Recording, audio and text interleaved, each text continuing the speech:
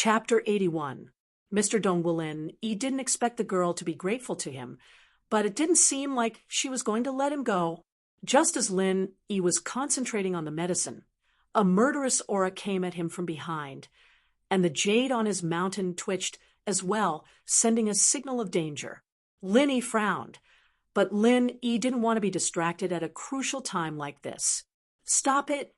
Chi-Chi was feeling very conflicted. She'd fainted on the way out from the pharmacy due to blood loss, but Lin Yi had pulled off her pants, and the pain had helped her regain some of her senses, clearing her head a little. Her body was still too weak, and she didn't even have the strength to open her eyes before fainting again. When Lin Yi was treating her wounds and applying medicine, Chi-Chi woke up from the pain once more before fainting again. As a result, Chi-Chi had a rough idea of what had happened after that. It was this man in the room who'd saved her, but at the same time, he'd seen a lot of things he shouldn't have. Her face, her legs. These were things Chi-Chi couldn't tolerate. She'd killed her savior after crossing the river, and that made her feel uneasy. But her beauty had only blossomed for one man in this life. This man in the room had crossed her bottom line. With that decision made, Chi-Chi picked up her dagger by the bedside and crept up behind Lin Yi. She paused noticeably at the sight of him concentrating on the medicine. Was he brewing medicine for her? Chi-Chi's heart warmed, and she didn't have the heart to make a move. Chi-Chi had to admit that her heart wasn't as cold as other assassins, cold and emotionless.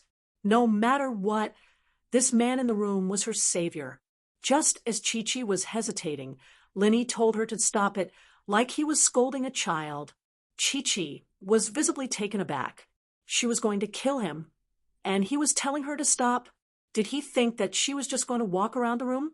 Didn't you hear the story of Mr. Dongwoo when you were young? Lin Yi still didn't turn around.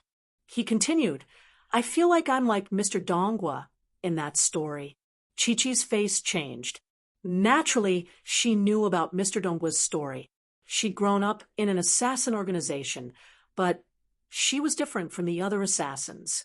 Other than the assassin training, she'd received other forms of education. Mr. Dongwoo's story was actually a classic fable. It was about a man named Mr. Dongwoo who saved a wolf, but the wolf turned around and wanted to eat Mr. Dongwoo. But Lin Yi's words reminded Chi-Chi that Lin Yi's don't mess around wasn't just for show. Lin Yi knew that she was going to kill him. The story of Mr. Dongwoo that he told later proved this point. He was insinuating that he was ungrateful. Who was this person? Chi-Chi's heart skipped a beat. He could tell that she was going to harm him with his back turned, and yet he didn't react at all. Was he fearless? Or, in that case, the purpose of this person's treatment of his injuries was questionable. Chi-Chi felt a chill in her heart and made up her mind. The dagger in her hand sped up, going for Lin Yi's neck without hesitation. Lin Yi didn't think that this assassin wasn't done yet. Was she trying to bully him with both hands? Lin Yi frowned and turned his head, dodging Chi-Chi's dagger. He opened his mouth and bit down on the dagger, as well as Chi-Chi's fingers. Ah! Chi-Chi's hand was in pain, and the dagger flew out of her hand. Her body hadn't recovered yet, and it was only through sheer willpower that she was able to stand up and walk behind Lin Yi. After the dagger left her hand, Chi-Chi collapsed onto the floor, panting heavily. The wound on her leg seemed to have been aggravated as well, and cold sweat dripped down Chi-Chi's forehead. Lin Yi spat the dagger to the side and continued brewing the medicine. "You really are an ungrateful person, but it's fine. A good man doesn't fight with a woman. Leave now, or I'll kill you after I finish brewing the medicine." Chi-Chi understood now that Lin Yi wasn't a normal person. How could a normal person dodge her sneak attack? Could a normal person bite down on a dagger? Chi-Chi, on the other hand, understood from Lin Yi's words he wasn't making the medicine for her. She was the one who thought too highly of herself. Humph! Chi-Chi's eyes were filled with humiliation and unwillingness. She wasn't an impulsive person, and as an assassin she couldn't be impulsive either. Impulsive assassins would be killed first and wouldn't be able to live until now. Since Lin, he could easily take her dagger away with both his hands occupied. Chi-Chi gave up on the idea of fighting again. She wasn't a match for Lin Yi. Even when she wasn't injured, she couldn't guarantee that she'd be able to handle this man. There wasn't any killing intent on this man, not even a hint, but the feeling she got from him was unfathomable. He was truly unfathomable. In the organization, he would only have this kind of feeling when he was facing his own father. Chi-Chi silently picked up her leather pants from the floor. There was blood inside, but it was already dried. Other than being a little uncomfortable, it didn't affect her appearance. The problem was that there weren't any other clothes in the room. "Don't forget to close the door when you leave," Lin Yi said, as if he had eyes on the back of his head. Chi-Chi left the room and slammed the door shut. "I'm sorry this man saved my life, and I'm not a match for him right now. But don't worry, I'll remember him, and one day I'll kill him with my own hands, because I'm only your Shao Chi." Chi-Chi swore in her heart. In actuality, Chi-Chi wasn't called Young Chi-Chi at first. Chi was just a code in the Assassin's graduation training group. She was the youngest, so naturally, she was the 7th. The other members of the group were named by numbers as well. On the other hand, Shield Bro Lin, who was brewing medicine in the room, didn't know that his good intentions were being remembered by others. Achoo! Lin Yi sneezed. It wasn't like he hadn't smelled the medicine before. Why was he sneezing now? This was the second sneeze today. Lin Yi sniffled. Did he really have a cold? Chapter 82. It was too cruel. Chi-Chi's wound had stopped bleeding, but her body wasn't healed yet. Her face was still pale, and she was limping. Even so, she didn't want to stay in the room. Since she couldn't kill Lin Yi, she'd just leave and come back when she had the chance. That was the rule of an assassin. If she couldn't win, then she wasn't an assassin. She was a Suicide Squad member. Limping down to the first floor, Chi-Chi went to the bar. "Boss, what's the name of the man who brought me to room 209? Chi-Chi didn't ask Lin Yi's name because she knew that Lin Yi wouldn't answer even if she did. Lin Yi treated her like a passerby, and she was trying to kill him. Lin Yi wouldn't go looking for trouble. But Chi-Chi wasn't an idiot. She knew that she had to register when staying at the hotel. She'd been unconscious at the time, and she didn't have any identification on her. It had to be Lin Yi. Oh. The boss paused, but came out immediately after seeing Chi-Chi's attire. She was the woman on the back of the man who'd rushed to get a room. It couldn't be, right? They didn't know each other, and they'd gotten together, getting a room. But looking at her, she'd been carried. Was she drunk? If that was the case, then it was possible. Young men and women these days. The boss sighed at the degeneracy of the world, but she didn't think that her hotel would still be doing so well if it weren't for these young men and women coming to get a room. "His name is Lin Yi," the boss said as she looked at the registration book. "Thanks." Chi-Chi nodded, committing the name to memory. Lin Yi. Huh? She didn't know if it was a real name or a fake one, but whatever it was, Chi-Chi hated the name. "You're welcome." For the boss, it was nothing more than a matter of lifting a finger. Chi-Chi memorized Lin Yi's name. Before turning to leave the hotel, the boss couldn't help but click her tongue as she limped out of the hotel. It couldn't be, right? That much? Can't even walk? That man just now didn't look very powerful, but he was actually so powerful. Could this be the girl's first time? The lady boss shook her head and thought evilly in her heart. To Lin Yi, Chi-Chi's incident was nothing more than a small interlude. Lin Yi wasn't too happy about the fact that Chi-Chi had stabbed him. He'd saved her life after all, and although he'd only seen her thigh, how was he supposed to treat it if he didn't? According to her, if she were to kill someone for looking at her thighs, she wouldn't be able to see the nurse today. Should he also take a knife and kill that Annie? Although the firepower of the alcohol stove was not as strong as that of the gas stove, it could still be used if it was controlled well. The decocted decoctions were placed into sealed bags bought from the pharmacy. Because the decoctions were hot, there was naturally steam. When the decoctions cooled down, the steam would turn into water, and the seal bags would become a vacuum. This was good for preservation, and the decoctions would not deteriorate. After everything was done, Lin Yi put away the medicine brewing equipment. He could still use these next time. The alcohol was pretty much all gone, but these things were sold everywhere. He didn't think he'd left anything behind, so he called the reception downstairs and told her to check out. But when Lin Yi's eyes landed on the bed, he couldn't help but smile bitterly. It seemed that he'd have to pay for it. There were bloodstains all over the bed sheets. Evidently, it didn't take long for the owner to saunter into the room. It seemed that this hotel usually didn't have any attendants, and she was the only one running the place. Lin Yi had opened the window before the owner came up, letting in some fresh air. The smell of the medicine wasn't that strong, and the owner didn't notice it at all. She was stunned by the blood on the bed the moment she stepped into the room. Lin Yi's eyes widened as he stared at the blood on the bed. This bedsheet? The owner pointed at the bedsheet in the room, shocked. She couldn't speak. She was too shocked, too shocked. She'd been thinking that it was Chi-Chi's first time, and that was why she was limping. Now that she saw the blood stains on the bedsheets, it only confirmed her evil thoughts. But at the same time, she thought that Lin Yi didn't know how to be gentle with the fairer sex either. It was his first time, and he was already in such a terrible state. Was he trying to kill her? Was he trying to kill her? If someone were to die in her hotel, she'd be in deep trouble. At that thought, the owner's face darkened. This bedsheet was at least 10 kwai, and with the money she made for the room, she didn't have much left after the bedsheet. What did you do to the room? The owner asked coldly. I'm sorry, I'll pay you for it. Lin Yi didn't know how to explain, so he just told the owner that he'd pay the full price.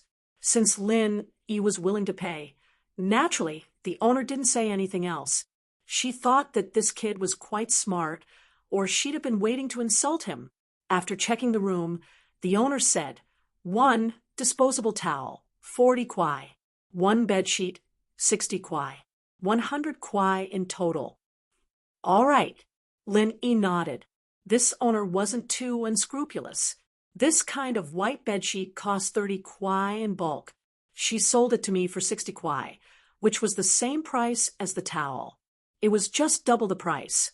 The owner saw that Lin Yi was straightforward, so she didn't say anything else. Then you come downstairs with me. Let's calculate the room fee. You've rested in the room for 5 hours, so I'll have to charge you according to the standard for a day. It's 60 kwai. You paid me another 60 kwai. Lin Yi nodded. After he went downstairs, he took out the money and gave it to the owner. Then he turned around and prepared to leave. Wait. The owner stopped Lin Yi. Is there anything else? Lin Yi turned around and asked.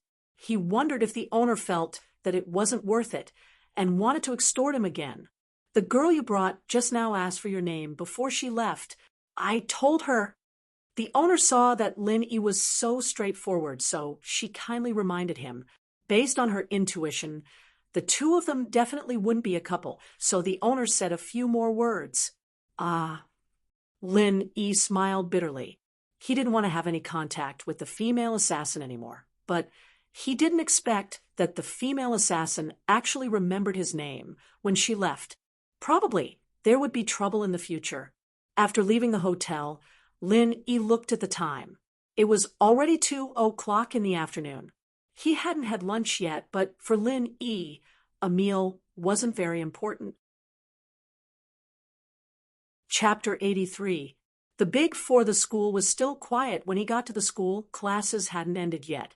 Lin Yi walked up to Class 5's classroom and peeked in through the window. It was a self-study class with no teacher present. Lin Yi pushed the door open and walked in. A lot of people raised their heads to look at Lin Yi before going back to their own stuff. The 12th grade was a very tight class after all, and nobody liked to stick their noses into other people's business. Yushu poked Meng Yao with a finger. Yao, Shield Bro's here. So what if he's here? What does that have to do with me? Meng Yao frowned, dissatisfied with Yushu's actions. Shu, why do you pay so much attention to him? You're not really into him, are you? I'd see a living person walking into the classroom if I raised my head. Yushu shrugged. I won't talk about it anymore, since it has nothing to do with you. Meng Yao opened her mouth but didn't say anything. She just shook her head and went back to reading the notes in her hands. Yushu smiled faintly at Meng Yao's reaction before going back to her own stuff. Shu, what do you think about this Linny guy? He went to change his bandages early in the morning. Why is he only here in the afternoon? Don't tell me he's hooking up with Lingshan again? Meng Yao turned around suddenly. I thought you didn't pay attention to him anymore? Yushu smiled at Meng Yao. He is my father's shield. He is not honest with me. He goes out and messes around. Of course, I am not happy. Meng Yao didn't know why she was suspecting Lin Yi, but she found a good reason Lin Yi was hired by her dad, and he had to be worth the money. Then go talk to him and tell him not to be a playboy. He can only be a shield for you. Yushu suggested casually. What do you mean by me? Meng Yao's face turned red. Shu, your words are so evil, so ambiguous. It was originally you alone. It was your daddy who hired him, not my daddy. Yushu said matter-of-factly. If you don't think that's a good idea, then let him be my shield. I might not need him in high school, but I might need him in college. Screw you. You already have your brother. Why do you still need a shield? Meng Yao said with a smile, feeling a little uncomfortable inside, especially since Yushu felt like she'd stolen something from her. Pin Liang shrunk his neck, subconsciously, when Lin Yi entered the classroom. He'd been scolded by his father and told to behave himself. As far as he was concerned, it was all Lin Yi's fault. However, he also knew that he was not Lin Yi's opponent barehanded. Even Heibao Bro with a gun wouldn't be a match for Lin Yi, let alone barehanded. The kid was too strong. And so, Pin Liang knew that he couldn't use the usual methods for revenge. He was waiting for an opportunity, a chance to teach Lin Yi a lesson. As for Kong Xiaobo, Pin Liang thought about it carefully after going back yesterday. Since Lin Yi was so protective of him, he might as well let the kid go. It wouldn't be worth it if he got beaten up by Lin Yi later. Hey, boss, you're finally here. Kong Xiaobo was very excited to see Lin Yi. He waved at Lin Yi as soon as he entered the classroom. What are you doing sitting there and waving? Do you think you're the president? Lin Yi smiled as he kicked Kong Xiaobo's leg and sat in his seat. Boss, you don't know, but Pin Liang was very low-key today. You didn't come, and he didn't cause any trouble for me. Kong Xiaobo said. Isn't that good? Lin Yi said. Is there anything going on today? No, it's just yesterday.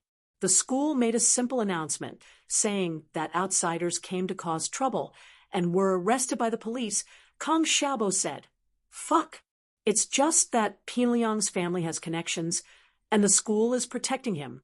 Everyone knows that it was Pin Liang who hired those people. Lin Yi heard from Faubert that Pin Liang's uncle was a director of Pengzhan Industries, so naturally he was one of the shareholders of the school. It was normal for the school to protect Pin Liang.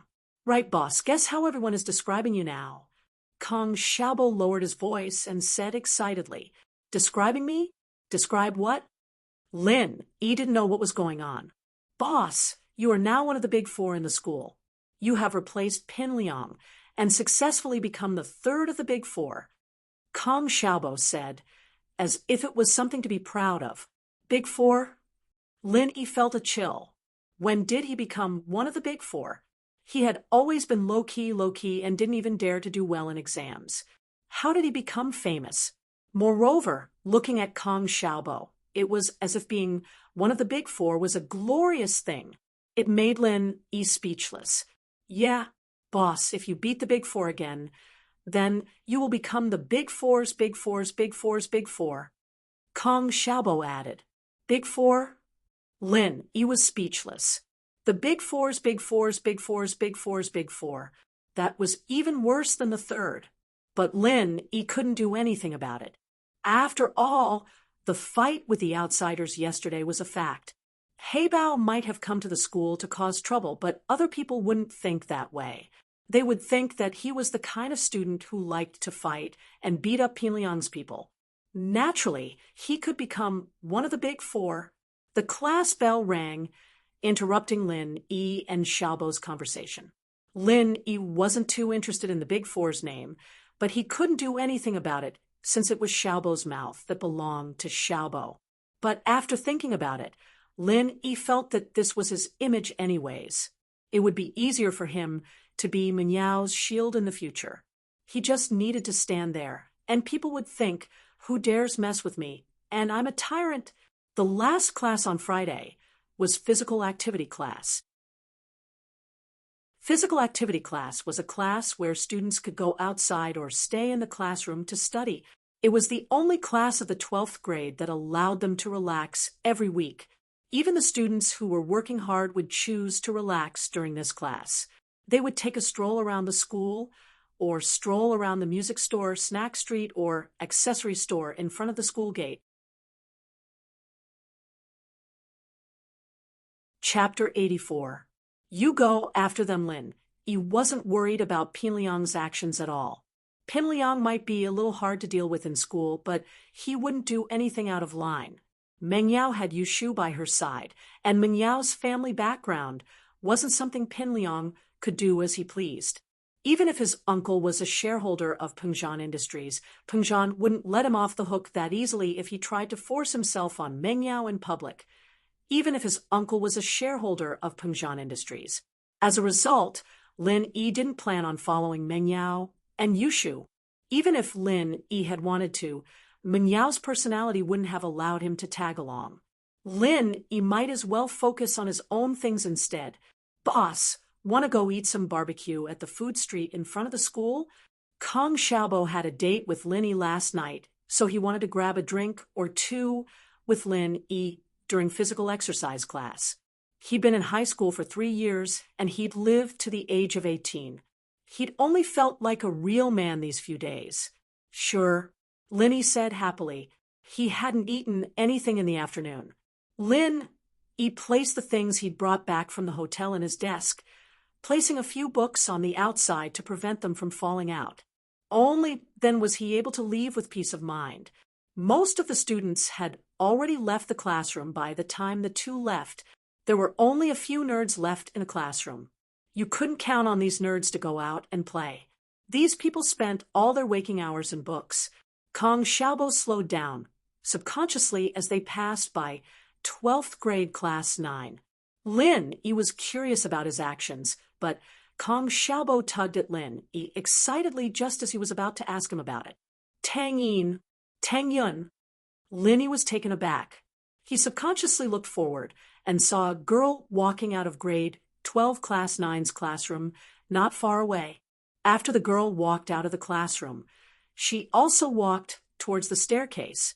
Lin Yi did not see her clearly. By the time Kong Xiaobo called out, it was already too late. Lin Yi only caught a glimpse of the girl's side profile, followed by a ponytail. The girl was wearing a school uniform. She was very tall, but because the uniform was a little loose, he couldn't see her exact figure. However, since she was called the school belle, she couldn't be bad. It was just a glimpse, but she gave off the feeling of a beautiful girl in a romance game. She had a strong academic vibe. She was indeed a popular commoner beauty. How is it?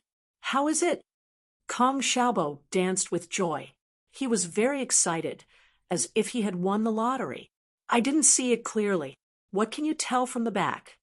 Lin Yi patted Kong Xiaobo. Why are you so excited? She's not your girlfriend. Of course not. But to be able to see her from afar is already very exciting. Boss, don't you think it's fate?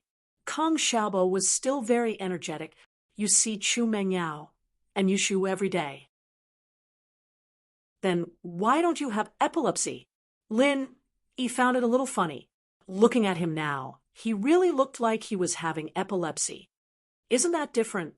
Chu Meng Yao and Yushu I don't have any thoughts about them at all. They won't fall for me. I don't have talent, and I don't have money. Why would the miss like me? But Tang Yun is different. She's close to us. She's from a normal family. At least I have some thoughts about her. Kong Xiaobo said. Ha. Lin Yi smiled. But he couldn't deny that Kong Xiaobo's thinking was right. Chu Mengyao and Yushu drove a Bentley to and from school. They lived in a villa. If they didn't have a certain background, they wouldn't dare to make a move. Boss, why don't you go after her? You're in the limelight right now. You're famous in the whole school. I believe Tang Yun has heard of your name. Kong Xiaobo suddenly suggested. Huh? Linny paused. Isn't she your dream girl? Heh, not only mine. She's the dream girl of many boys in the school. Xiaobo said with a chuckle, but dream lovers are meant for dreamings. I know my limits. You think I'd win 5 million? It's possible. Linny nodded. Maybe you could ask me for some advice when you're buying the lottery. Who knows? Maybe you'll really win 5 million when my jade comes into play. Fuck. Kong Xiaobo was speechless. He rolled his eyes. I think the chance of Tang Yun liking me is lower than me winning 5 million. Now, right? I'm just imagining things. But I think you have a chance. Come on.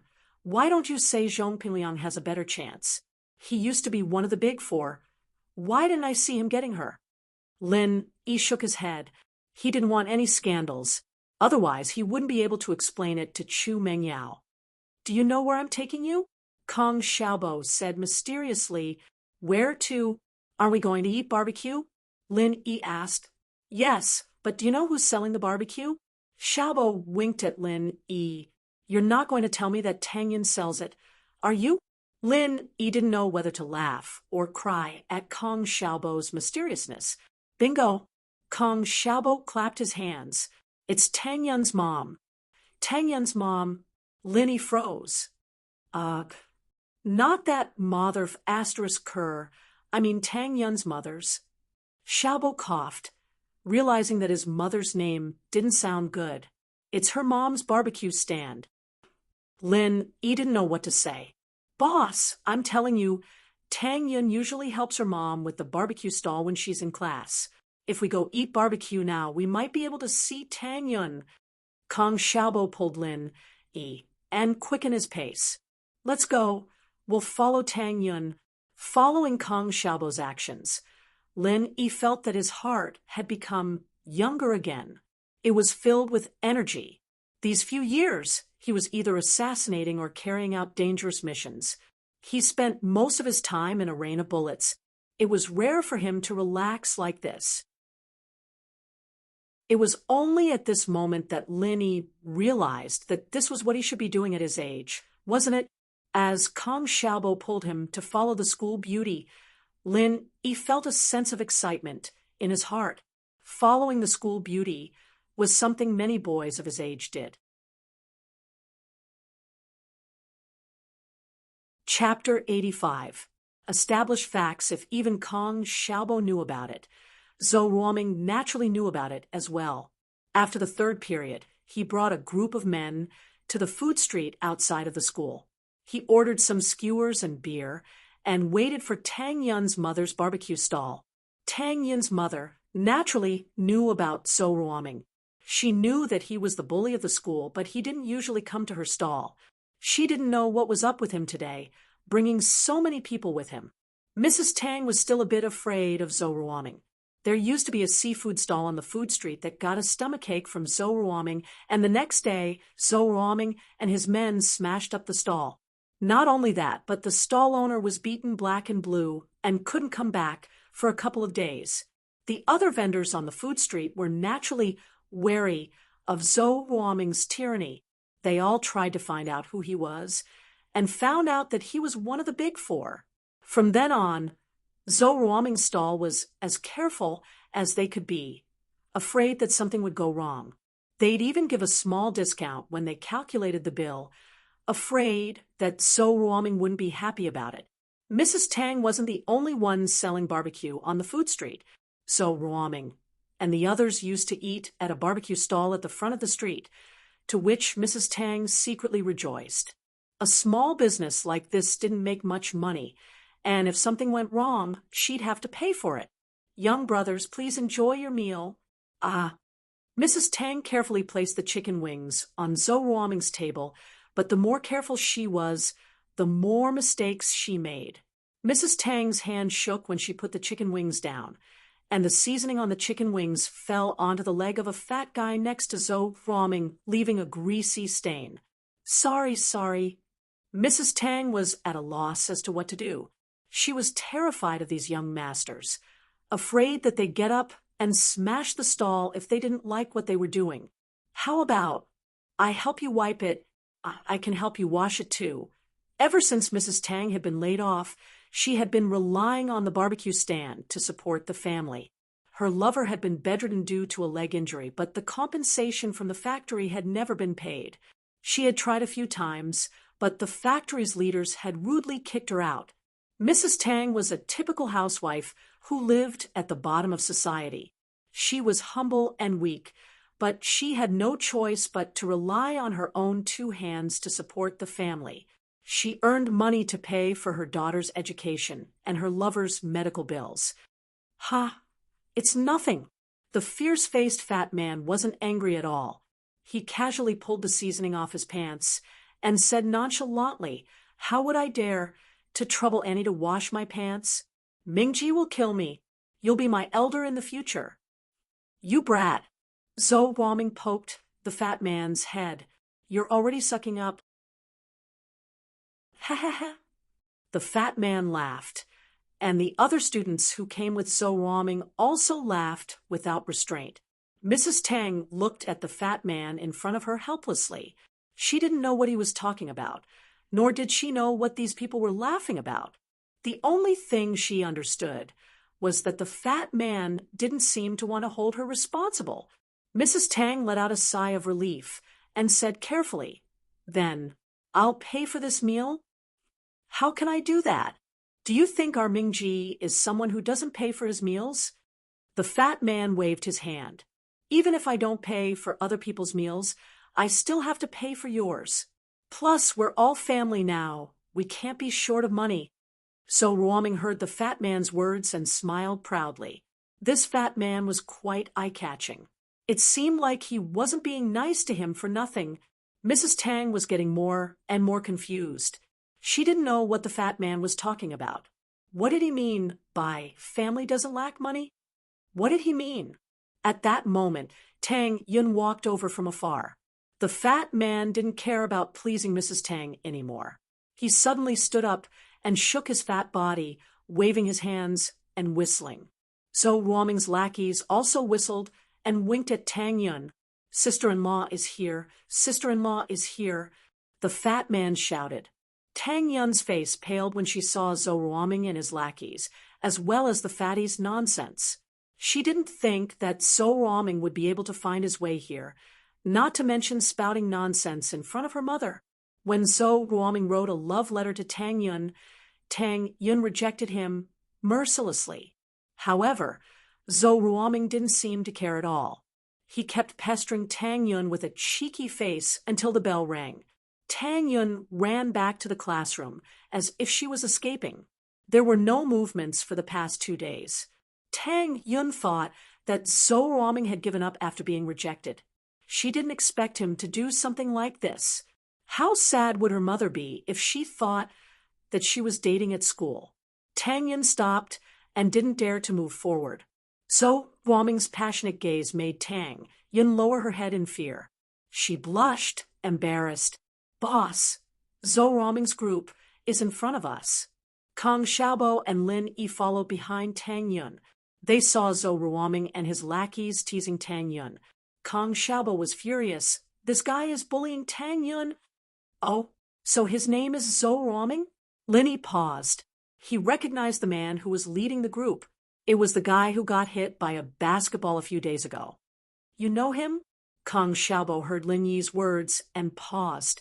"He is one of the 4 big bullies. I was talking about him before. If you let him go, you are a bully." Lin Yi shook his head and smiled bitterly.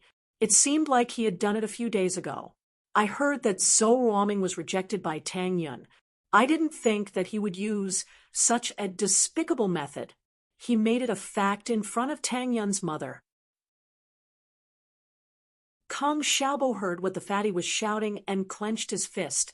Lin Yi, on the other hand, didn't think much of it. This Zhou Ruoming was a jerk, but he hadn't done anything to Lin Yi. There was no conflict of interest between them, and Lin Yi couldn't be bothered to get involved. Sister-in-law, sit down. Ming Bro has ordered the dishes. You are the only one left. The fatty winked at Tang Yun. He wanted to squeeze his eyeballs out.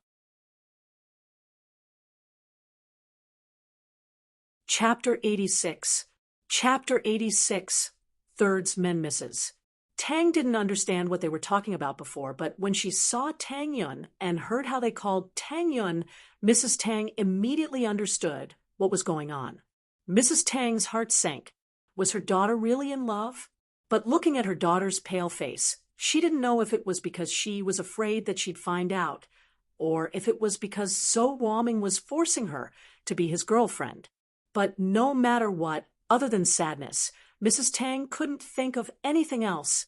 A young master like Zhou Ruoming wasn't someone she could mess with, and she knew that her words wouldn't change anything. Mrs. Tang had seen too much of the fickleness of human nature over the years. She knew how little she could do by herself. Take the electronics factory, where her lover used to work, for example. A machine had damaged his sciatic nerves, and he was now paralyzed in bed. He couldn't take care of himself, and yet he didn't get a single cent of compensation from the factory. He was the boss of a small electronics factory, and because of his social connections, Mrs. Tang couldn't even call for help. The contract had been tampered with, and there wasn't even a place for her to sue. Just because she went to the factory to ask for medical fees, the boss threatened to cause trouble for her family. He said that he'd find someone to harm her daughter and burn down their house. Mrs. Tang had no choice but to give up. She was the weak one. After all, the entire family's livelihood fell on Mrs. Tang's shoulders. Fortunately, her daughter was a good student. Last semester, she got first place in the school year. Not only was her tuition free, but she also received a scholarship. This made life a little easier for the family.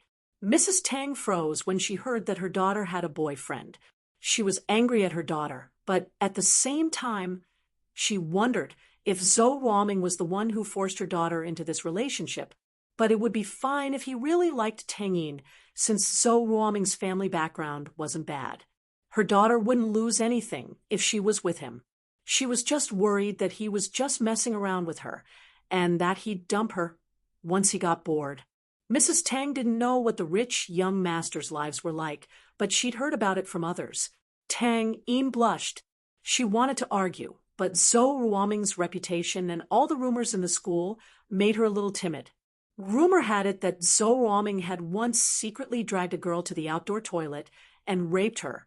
After that incident, he paid the girl a sum of money and helped her transfer to another school. Although it was only hearsay, it was true that the girl had transferred to another school. It was just that the girl's family had benefited from this matter, so they naturally wouldn't make a fuss about it. Tang Yin was afraid that if she really pissed off Zhou Ruoming, he'd do anything. Although she wouldn't be like that girl who would remain silent after receiving the money and demand an explanation, but what was the use of an explanation? Tang Yin lowered her head in silence, tears welling up in her eyes. She hated her mother for not chasing Zhou Ruoming away. However, on second thought, her mother was also in a vulnerable position. She might even be more helpless. What's so good about being the campus belle? Why was he so unlucky? She'd always kept a low profile, never putting on makeup and never wearing anything other than her school uniform. Yet, she still attracted attention. Meng Yao and Yushu were also the campus belle. But would Zhou Ruoming dare to do this to them? That bunch of trash. Kang Xiaobo had been acting like a real man these 2 days. He couldn't hold it in anymore after seeing Tang Yin getting bullied by Zhou Ruoming. He clenched his fists and charged over. Lin Yi didn't think that Kang Xiaobo would stick his nose into this. He didn't know that even a timid boy like Kong Xiaobo would explode for the goddess of his heart. This day, what a troublesome day. Lin Yi wanted to keep a low profile for a few days, but now he couldn't. Xiaobo was already there. How could he just let it go? Was he supposed to watch So Ruoming beat up Kong Xiaobo? So Ruoming, are you still a man? You can't win Tang Yin's heart, so you resort to such despicable methods to force me to submit. Kong Xiaobo charged over and stood in front of Tang Yin. So Ruoming was waiting for Tang Yin to make a decision. This was the effect he wanted. He wanted to force Tang Yin to make a choice. He came here to make a gesture, and that was a threat. Since he stood in front of Mrs. Tang's barbecue stall, he was telling Tang Yin that if she didn't agree today, neither she nor her mother would stop. Her mother's barbecue stall wouldn't be able to run anymore. And so, Ruoming was 50% sure that Tang Yin would say yes, even if she had no choice but to be his girlfriend. Tang Yin kept her head down and didn't say a word because she was worried about her safety, but she was also worried about her mother's barbecue stall. She knew that if she turned against So Ruoming today, her mother's barbecue stall wouldn't be able to sell anymore. If So Ruoming and his followers came to cause trouble every day, her family's livelihood would be cut off. Just when Tang Yin was at a loss of what to do, Kong Xiaobo suddenly charged over. Not only did So Ruoming freeze, but Tang Yin also froze. Who was this person? She didn't know him? Who the F***ck are you? So Ruoming saw that Tang Yin was about to be forced to make a choice, but someone suddenly appeared out of nowhere. He was furious and pointed at Kong Xiaobo, his voice darkening. Kong Xiaobo looked at So Ruoming's fierce eyes and lost his courage. He was just going to explode for a moment, and it would be over after that. He wasn't as strong as Lin Yi, and in terms of fighting, he wasn't So Ruoming's opponent. He was discouraged by So Ruoming's question, but he knew that he couldn't back down now. Boss was still behind him, and if he got beaten up, how could he not help? He straightened his neck and said, I am the third of the Big Four's underling. Big Four's? Third? Underling? So Ruoming froze, confused by Kong Xiaobo's words. What nonsense are you talking about? You're Zhong Pingliang's underling? You F***king beat Zhong Pingliang up, and you still won't behave? How dare you butt into my business? F***ck off. Your boss doesn't even dare to butt into Ming Bro's business. Who the F***ck are you? Fatty pushed Kong Xiaobo hard. Go home and tell your boss that I'll F***ck his mother. Fatty obviously thought that Kong Xiaobo was Zhong Pingliang's underling, and so he was very unrestrained. News of Zhong Pingliang getting beaten up by a transfer student had spread, and Heibao Bro was arrested as well.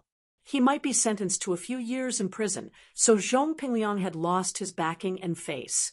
Naturally, So Ruoming's underling wouldn't give him face. Chapter 87. You haven't paid, yet Lin Yi didn't know who his mother was since he was young, but Lin Yi wasn't going to let him off the hook that easily. Lin Yi was already brooding over the fact that he was an orphan, and now this guy was dragging his mother into it. Slap. Lin Yi slapped the fatty's face, sending him flying. With Lin Yi's strength, the fatty spun a few times on the ground like a spinning top before falling headfirst onto the ground. The left side of the fatty's face was clearly visible, and the fatty's face looked even more ferocious now. Whose mother are you trying to F***ck? Lin Yi said coldly as he looked at the fatty wailing on the ground. Who the F***ck are you? How dare you hit one of my men? So Ruoming hadn't seen Lin Yi's face clearly since Lin Yi's back was facing him.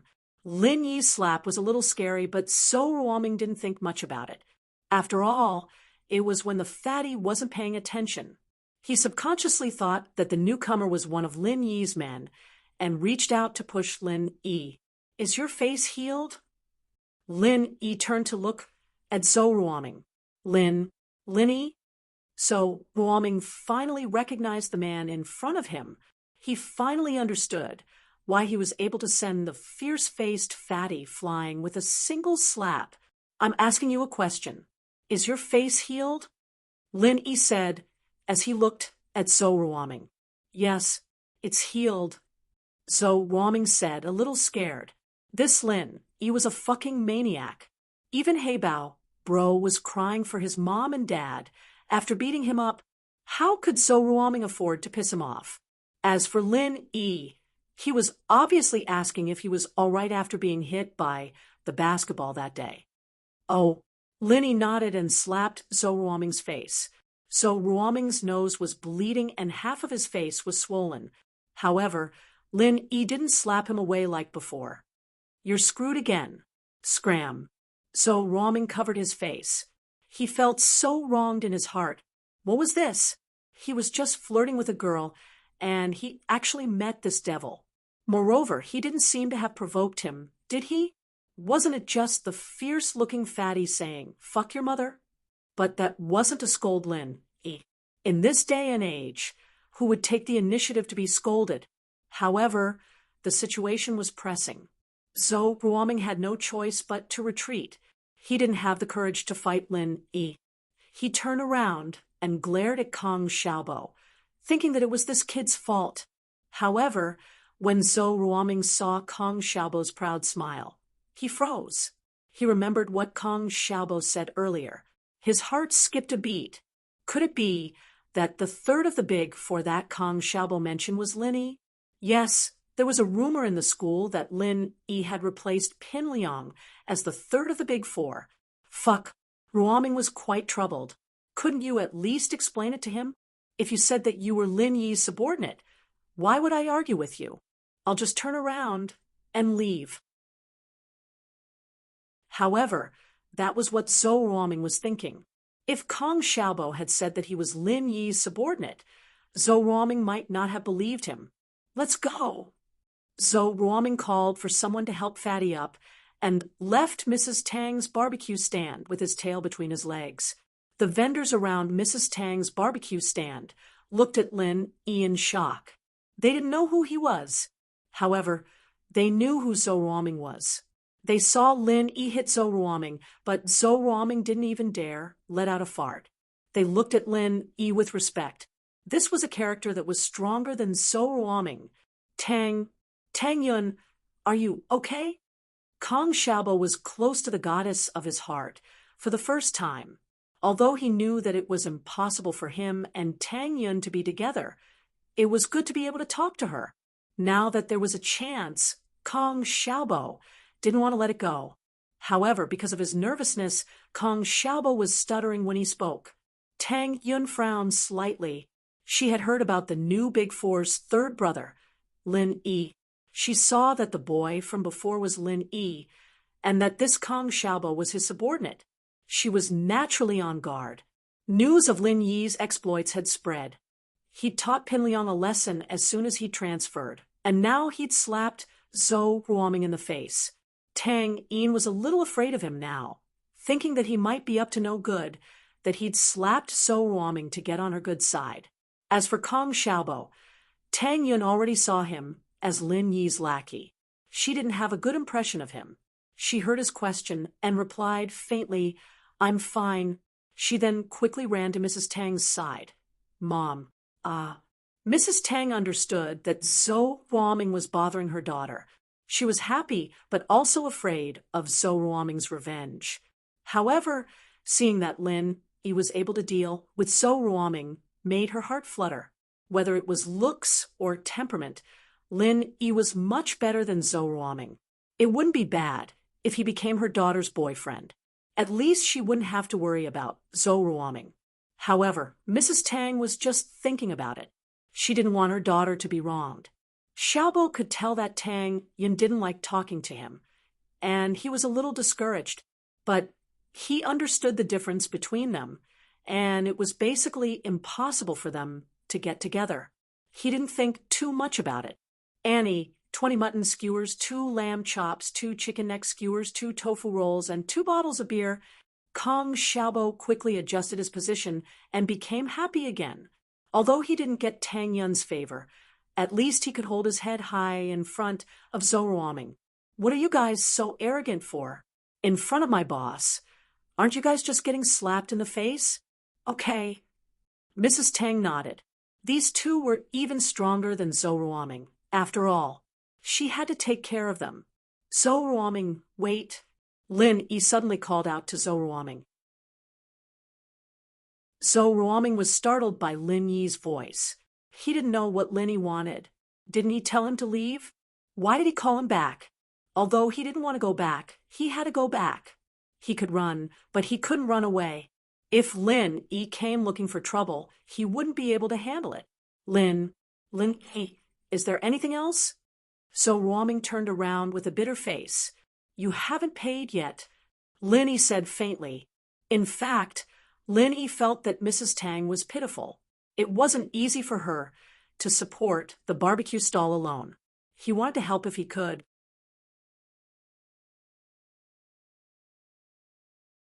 Chapter 88. Let you pretend. Here's 100 kwai. Keep the change. So Ruoming took out 100 kwai note and slapped it in front of Mrs. Tang. He didn't want to stay another minute. Lin Yi was watching him, and it made him feel uncomfortable. That won't do, Mrs. Tang said, looking for change. Ruoming waved his hand with a bitter smile before turning around and leaving without a second glance back. Mrs. Tang had thought that Zhou Ruoming wouldn't be able to get the money back for the meal. They'd ordered 50 to 60 kwai worth of food and drinks, and Mrs. Tang only earned around 100 kwai a day. She'd lost half of it in one go, and while it was a pity she didn't dare ask Zhou Ruoming for the money, she didn't think that one word from Lin Yi would make Zhou Ruoming pay up like a good boy, and he didn't even need the change. Mrs. Tang couldn't help but feel grateful towards Lin Yi. They were all young masters at school, but why was there such a big difference between them? Look at Lin Yi. He looked like a gentleman. And look at that Zhou Ruoming. The only thing missing was that his face was a bully, but the bully was slapped in the face by a gentleman and didn't even dare make a sound before running away. The thought made her look at Lin Yi a lot more pleasing to the eye. She looked at Tang Yin, who was still standing there, staring at Lin Yi and Kong Xiaobo, not knowing what she was thinking. What are you doing? Aren't you going to help your classmates? Tang Yin didn't think that Lin Yi and Kong Xiaobo would be sitting at her barbecue stand, asking for food. As far as she was concerned, Kong Xiaobo jumping out to fight Zhou Ruoming was most likely ordered by Lin Yi. He probably had the same thoughts as Zhou Ruoming, and their target was her. Other than that, Tang Yin didn't know what else could attract the attention of these young masters. Although Lin Yi wasn't as blatant as Zhou Ruoming and was instead a gentleman, Lin Yi was even more of a hypocrite in Tang Yin's eyes. He was just fighting Zhou Ruoming and Fatty, and now he was sitting there like a good student. Who was he trying to fool? Especially when she saw that her mother seemed to have a good impression of Lin Yi and even asked her to serve them. Tang Yin was even more annoyed. She only asked for 100 kwai for you. How could you fall for it so easily? Tang Yin was like a little hedgehog. She had been through all these years, and her heart had been locked tightly. Whenever a boy approached her, she would be on guard. But since her mother had called her, Tang Yin could only agree, no matter how unwilling she was. She went to the stand and took 2 bottles of beer and placed them on Lin Yi and Kong Xiaobo's table. She didn't even look at them and returned to Mrs. Tang's side. Wine starter. Kong Xiaobo saw that Tang Yin only took the bottle of beer and didn't pick up the starter, and that Tang Yin was unhappy. He could only smile bitterly and ask carefully, Yin, what's wrong? Can you open the bottle for your classmate? Mrs. Tang didn't know what was going on with Tang Yun. She was fine just a moment ago, but all of a sudden her face turned cold. She lowered her head like she was wronged when facing Zhou Ruoming, but when facing Lin Yi, she turned on him just because he was a nice guy. If Tang Yin knew what her mother was thinking, she would explode in anger. He was polite and polite. Just now, he had sent the fierce-faced fatty flying with a slap. Was that considered gentlemanly? It's fine. Lin Yi smiled. He didn't know what he did to piss off this pretty girl. Lin Yi could see that Tang Yin's attitude wasn't good, but he didn't mind it. He just thought that she was acting like a little girl. With that, Lin Yi picked up the bottle and flicked the cap with his thumb, and the bottle was opened. Xiaobo's bottle followed the same pattern. Only your classmate is easy to talk to. If it was the previous So Ruoming, he would have destroyed the stall. Mrs. Tang looked at her daughter helplessly. You don't want me to do business anymore? Go back to school. I don't need you here anymore. Tang Yin felt wronged after being scolded by her mother. What did she mean by, my classmate is easy to talk to? How could he be easy to talk to? How could the Big Four be easy to talk to? Look at how polite he is. Don't you know that he's just putting on an act? Is he trying to chase after your daughter? All right, the tofu rolls are done. Hurry up and send them over. Mrs. Tang said as she handed the tofu rolls to Tang Yun. Oh. Tang Yin took the tofu rolls angrily and slowly walked over to Lin Yi. The more she looked at Lin Yi's calm face, the more irritated she felt. When she reached Lin Yi's side, Tang Yin didn't know where the courage came from, but she pretended to step on Lin Yi's foot carelessly. Humph! Aren't you pretending to be polite? You want to please my mother? No way. I won't let you. If you want to pretend to be polite in front of me, then fine. I'll stomp you to death and see if you'll get mad. Lin Yi was a bit surprised to be stepped on by Tang Yin out of nowhere. He raised his head and looked at Tang Yin, who had a dark expression on her face. Although the force wasn't really painful to Lin Yi should at least defend himself after being stepped on for no reason, right? Lin Yi was just about to open his mouth when Tang Yin's heart jumped a little. She thought to herself, I told you to pretend, just pretend. I'll treat you like this if you pretend again in the future. She smiled apologetically. Sorry, I accidentally stepped on you. Oh, it's nothing. Lin Yi saw that Tang Yin had already admitted her mistake and couldn't say anything else. He smiled bitterly and shook his head. However, after Tang Yin apologized, she didn't move her foot away immediately. Instead, she stepped on him a few more times before moving her foot away. Her eyes flashed with a sly smile as she put down the tofu roll and ran away quickly. Lin Yi was speechless. Tang Yin was doing it on purpose. These girls. Lin Yi didn't know what to say. Did he look like someone who could be bullied so easily? It was Yushu and Meng Yao before, but Yushu was smart and had something on him, so he let it go. Meng Yao's father was his employer, so Lin Yi couldn't say anything. But Tang Yin was taking the initiative to step on him. Forget it, he couldn't be bothered to argue with her. If this got out, he'd be a laughing stock. The Great Eagle was being bullied by a few women. Boss, Tang Yin seems to have something against you? Did you piss her off? Kong Xiaobo also noticed that something was wrong. Tang Yin seemed to be targeting Lin Yi. How would I know? This is the first time I've seen her. Lin Yi shook his head.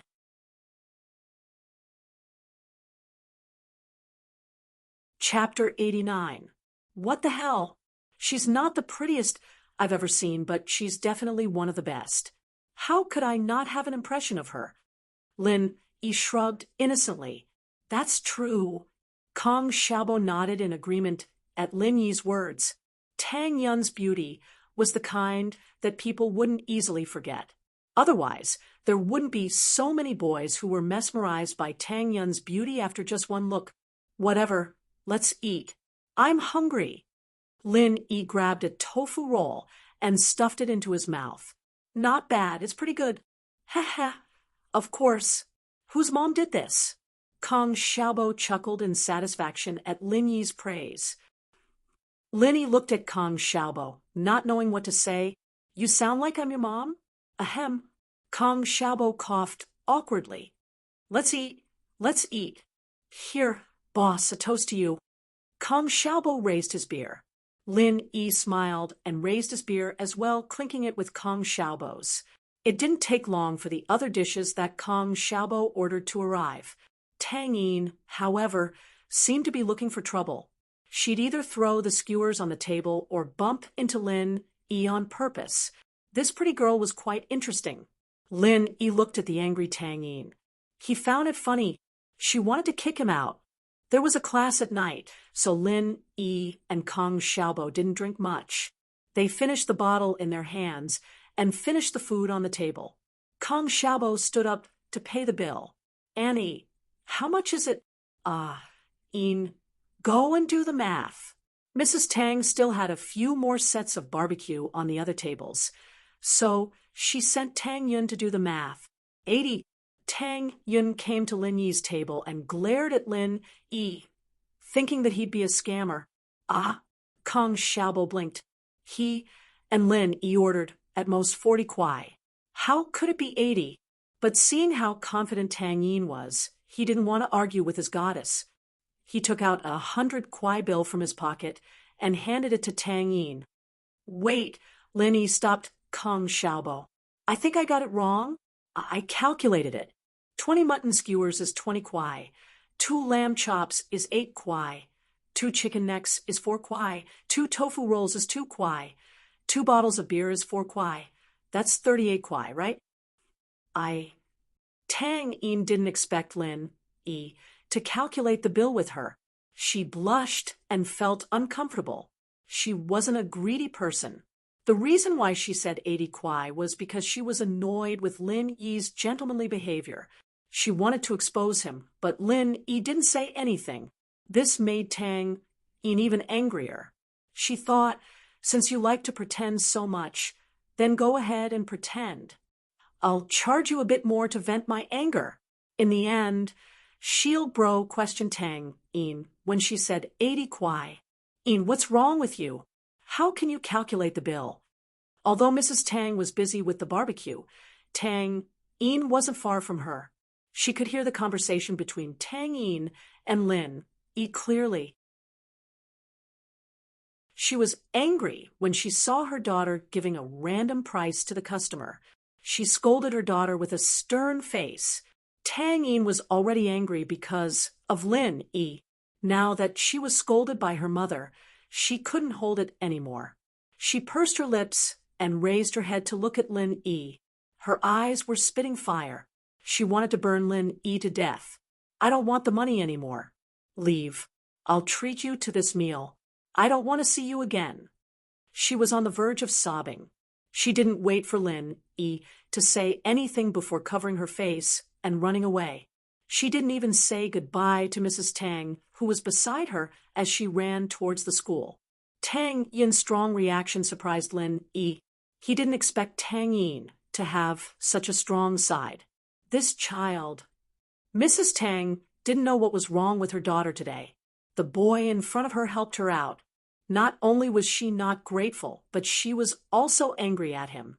This put her in a difficult position. She looked at Lin Yi apologetically. Young man, Yin isn't like this usually. She's very sensible. I don't know what's wrong with her today. I'm sorry. I'll treat you to this meal. I won't charge you. You still have to pay, Lin Yi smiled. He felt around his pocket and found 40 kwai in change. He gave it to Mrs. Tang. Here's 40. I'm a little thirsty. Here are 2 bottles of water. Keep the change. Lin Yi didn't wait for Mrs. Tang to reply. He took out 2 bottles of water and gave one to Kong Xiaobo. Let's go. Kong Xiaobo snapped out of his daze.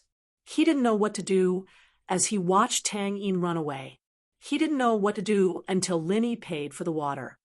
Boss, why are you treating us? Didn't I say I'd pay? Haha, it's the same. You can treat us next time. Lin Yi turned around and walked towards the school.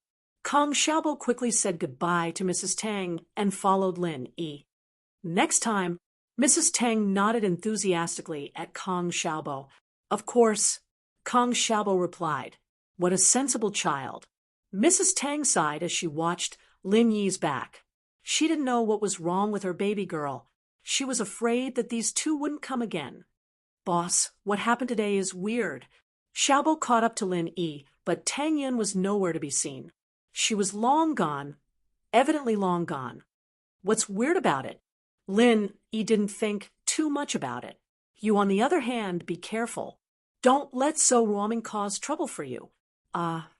With Lin Yi's reminder, Kong Xiaobo remembered that he had offended Zhou Ruoming's group. Boss, don't scare me. I just offended Zhong Pingliang, and now Zhou Ruoming. How am I supposed to live here? Don't be too flamboyant. They won't do anything to me if I follow you. Lin Yi said, You're right, but boss, the news of you slapping Zhou Ruoming's probably going to get out pretty soon. You're going to be one of the big four soon. Xiaobo said with a chuckle, What's so good about that? Lin Yi glared at him. What happened today was purely because of you. Now I have to bear the name of a big four. No way, boss. Can you bear to see Tang Yin get bullied? Kong Xiaobo smiled.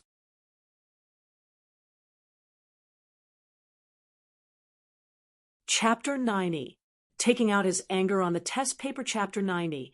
Venting his anger on the test paper, Xiaobo stuck his head out of the window as he walked past 12th grade class 9, trying to see if Tang Yin was in the classroom. His neck was about to turn into a giraffe when Lin Yi pulled him back. All right, if the homeroom teacher of class 9 sees you, you'll be in for it. Kong Xiaobo pulled his head back. I wonder if Tang Yin is back yet. You think you can catch up to her? Lin Yi asked impolitely as he looked at Kong Xiaobo. Nope. Xiaobo, on the other hand, was quite self-aware as he shook his head. Then why are you still looking? What a waste of time. Lin Yi smacked the back of his head. Go back and study. Let's see what you're going to do if you can't get into university. It's not that I can't catch up to her, but do you think it's possible for you, boss? Xiaobo smiled bitterly. I was thinking that maybe Tang Yun would treat you differently after you saved the damsel in distress. Who knew? She'd treat you differently, HM?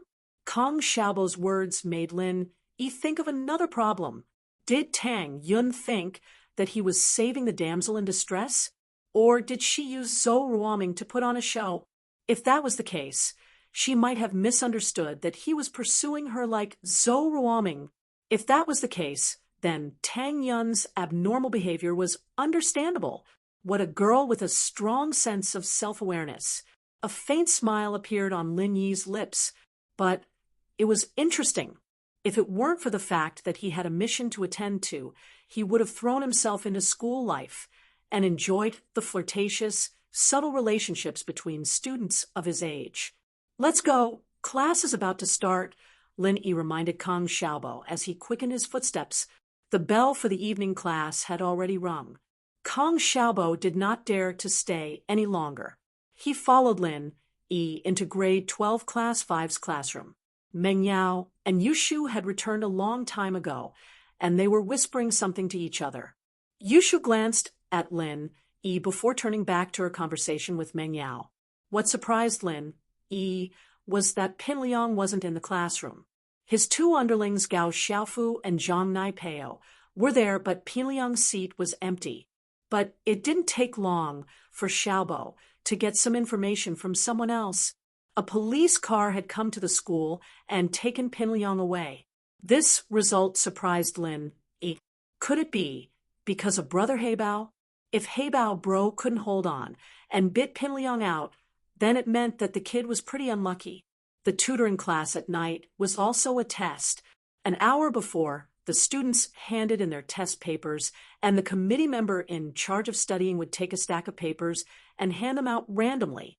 The teacher would then explain the questions while the students marked each other's papers before summarizing the results. This way, the teacher wouldn't have to mark the papers. In the 12th grade, there were tests almost every day, and this was quite suitable for the fast-paced life. What surprised Lin Yi, however, was that the committee member in charge of studying was Yushu. He hadn't expected this girl to be in charge of the class.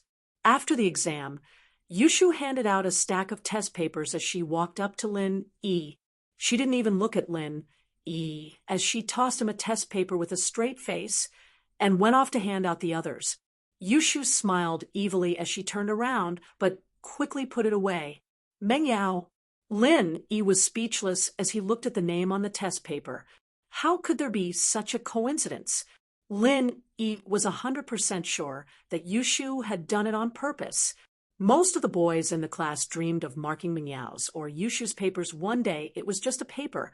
But the fact that it was something they'd worked on meant that there'd still be traces of the two of them left on it. Doing it this way would be a way to get closer to them and satisfy their fantasies.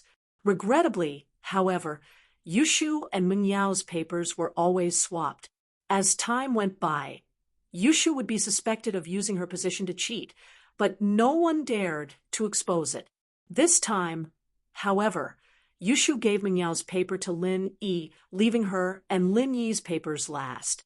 She was planning to give Lin Yi's paper to Meng Yao, creating a coincidence.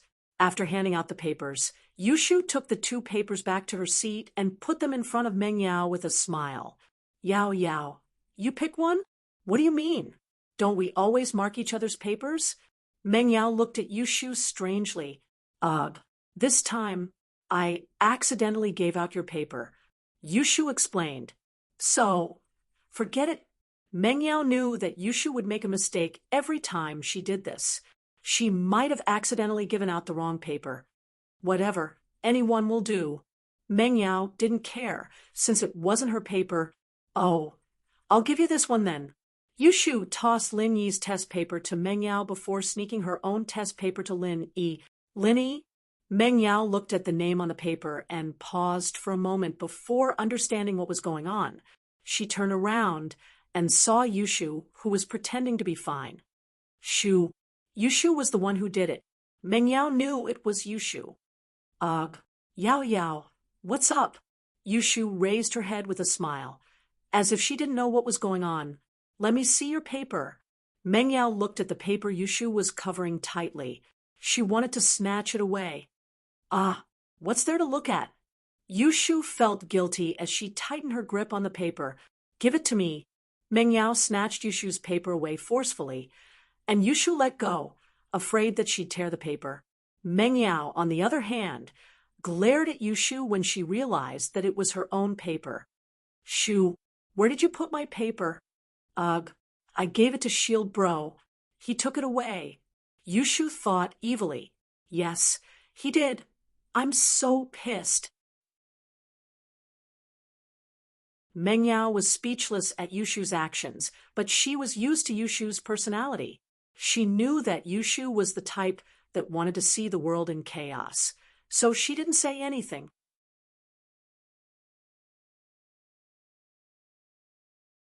Chapter 91. Chapter 91. Sensational results. Yushu couldn't help but shiver at the sight of Meng Yao's messed up papers. This was way too much. She couldn't help but chuckle to herself when she thought about the expression on Lin Yi's face when the results were announced. Lin Yi, on the other hand, didn't think that his paper would end up in Meng Yao's hands. He thought that Yushu was just messing around and gave him Meng Yao's paper. Boss, whose paper are you marking? Kong Xiaobo asked casually as he turned his head. Ugh, Meng Yao's. Lin Yi said awkwardly. Ah, seriously? Kong Xiaobo's eyes went wide as he stared at the name on Lin Yi's paper. Seriously? How did her paper end up in your hands? Didn't she and Yushu take turns marking papers? How would I know? Yushu sent me this one. Lin Yi said with a shrug. She must have sent it to the wrong person. Kong Xiaobo sighed. Boss, you're really lucky. Meng Yao's paper is one of the things that all the boys in the class want to get close to, but you got it. Lin Yi smiled, not explaining. There really wasn't a way to explain this. He couldn't just tell Xiaobo that Yushu did it on purpose, could he? Kong Xiaobo would definitely ask why Yushu did it on purpose, and his relationship with Meng Yao would be exposed as well. As for Meng Yao's test paper, Lin Yi was very serious about it.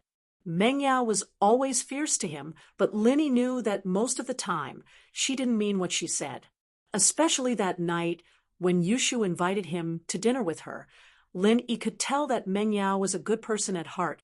She was just a little spoiled. That's all. Meng Yao's grades weren't bad, but it was inevitable that there would be mistakes on the papers. Lin Yi would write down her mistakes on the back of the paper as he marked them, writing down the correct way to solve them, even more detailed than what the teacher had taught him. What surprised Lin Yi was that Meng Yao had solved the last extra question, and it was the exact same way the teacher had taught her. It seemed that the girl was quite hardworking. However, Lin Yi knew another way to solve the extra question. He didn't know if the teacher hadn't noticed, or if the teacher thought that the basic solution was enough for this extra question, but Lin Yi didn't tell them the shortcut solution. Of course, none of the students objected to it. This extra question was difficult, and it was beyond the scope of the syllabus. There were very few people who could solve it, let alone get it right. Lin Yi wrote down the solution he knew on the back of the paper and flipped the paper to the front. He calculated the score, 139, which was a high score. Usually, the exam questions were harder than the real exam questions, and this was a common practice in these high schools. It was the only way to improve the students' overall ability, and it also made them feel more pressured and pressured. After finishing the last extra question, the teacher asked everyone to write down the marker's name at the back of the paper and then pass it to the front. This was to prevent people from grading the paper carelessly. Meng Yao gave Lin Yi a 0 and signed her name at the end of the paper. Humph! Even if Lin Yi saw it, he wouldn't dare cause trouble for her. When the marks were being recorded, Yushu looked at Lin Yi's paper and smiled. She then said to the teacher, Lin Yi 0. Ha! Teacher Lu froze. Not only was Teacher Lu stunned, but the other students who were paying attention to the results were also stunned. It had been a few years, and they had never heard of anyone giving a 0. Other than cheating, there was no way someone could give a 0, even if they were blind. Right? Who marked the paper? Teacher Lu frowned. Meng Yao, Yushu said with a grin. Teacher Lu nodded. She vaguely knew that Peng Zhan, the director of the school, was behind Lin Yi, and Meng Yao was Peng Zhan's daughter. These two didn't have much interaction in the school, but who knew where Lin Yi came from? And when he came, he got into a huge conflict with Meng Yao's pursuer, Zhong Pingliang. It was complicated, and Teacher Lu didn't want to interfere. These young masters and princesses were the hardest to manage. So, when she heard that it was Meng Yao who marked the paper, Teacher Lu didn't say anything. Yushu's voice wasn't loud, but the class was quiet, so everyone heard her. They couldn't help but look at Lin Yi sympathetically. The boys were thinking that Lin Yi had somehow pissed off Miss Chu and that she gave him a 0. How unlucky! The girls, on the other hand, were a little disdainful. Lin Yi looked like a gentleman, like a pretty boy in an idol drama. They weren't happy that Meng Yao gave Lin Yi a 0, but no one dared to say anything to Meng Yao's face. Lin Yi was the most surprised. When he heard that he got a 0, his expression was indescribably weird. But he could guess that it was Meng Yao who marked his paper, so it wasn't a surprise to have such a miraculous result. Otherwise, he wouldn't have gotten a 0 even if he purposely wrote a few wrong questions. Looking at Yushu's evil smile, Lin Yi was speechless. A 0 was a 0. What was there to be happy about? Kong Xiaobo knew that Lin Yi marked Meng Yao's paper, so when he heard Yushu say that Lin Yi's paper was marked by Meng Yao, he couldn't help but widen his mouth into a 0 shape, just like Lin Yi's score. There was something going on. There must be something going on. How could it be so coincidental? Kong Xiaobo turned his head and looked at Lin Yi with an inquisitive expression. Although Meng Yao gave Lin Yi a 0, it was still more obvious. If there was nothing going on between the two, why would Meng Yao purposely make things difficult for Lin Yi? Looking at Kong Xiaobo's inquisitive gaze, Lin Yi smiled bitterly and spread his hands, indicating that he was innocent. However, Kong Xiaobo was a little puzzled. Lin Yi's expression showed that he was innocent. Besides, although Kong Xiaobo thought that there was something going on between Lin Yi and Meng Yao, now that he thought about it, it wasn't possible. Lin, he just transferred here a few days ago, and he didn't even talk to Meng Yao. How could there be something going on between the two? Could it be a coincidence?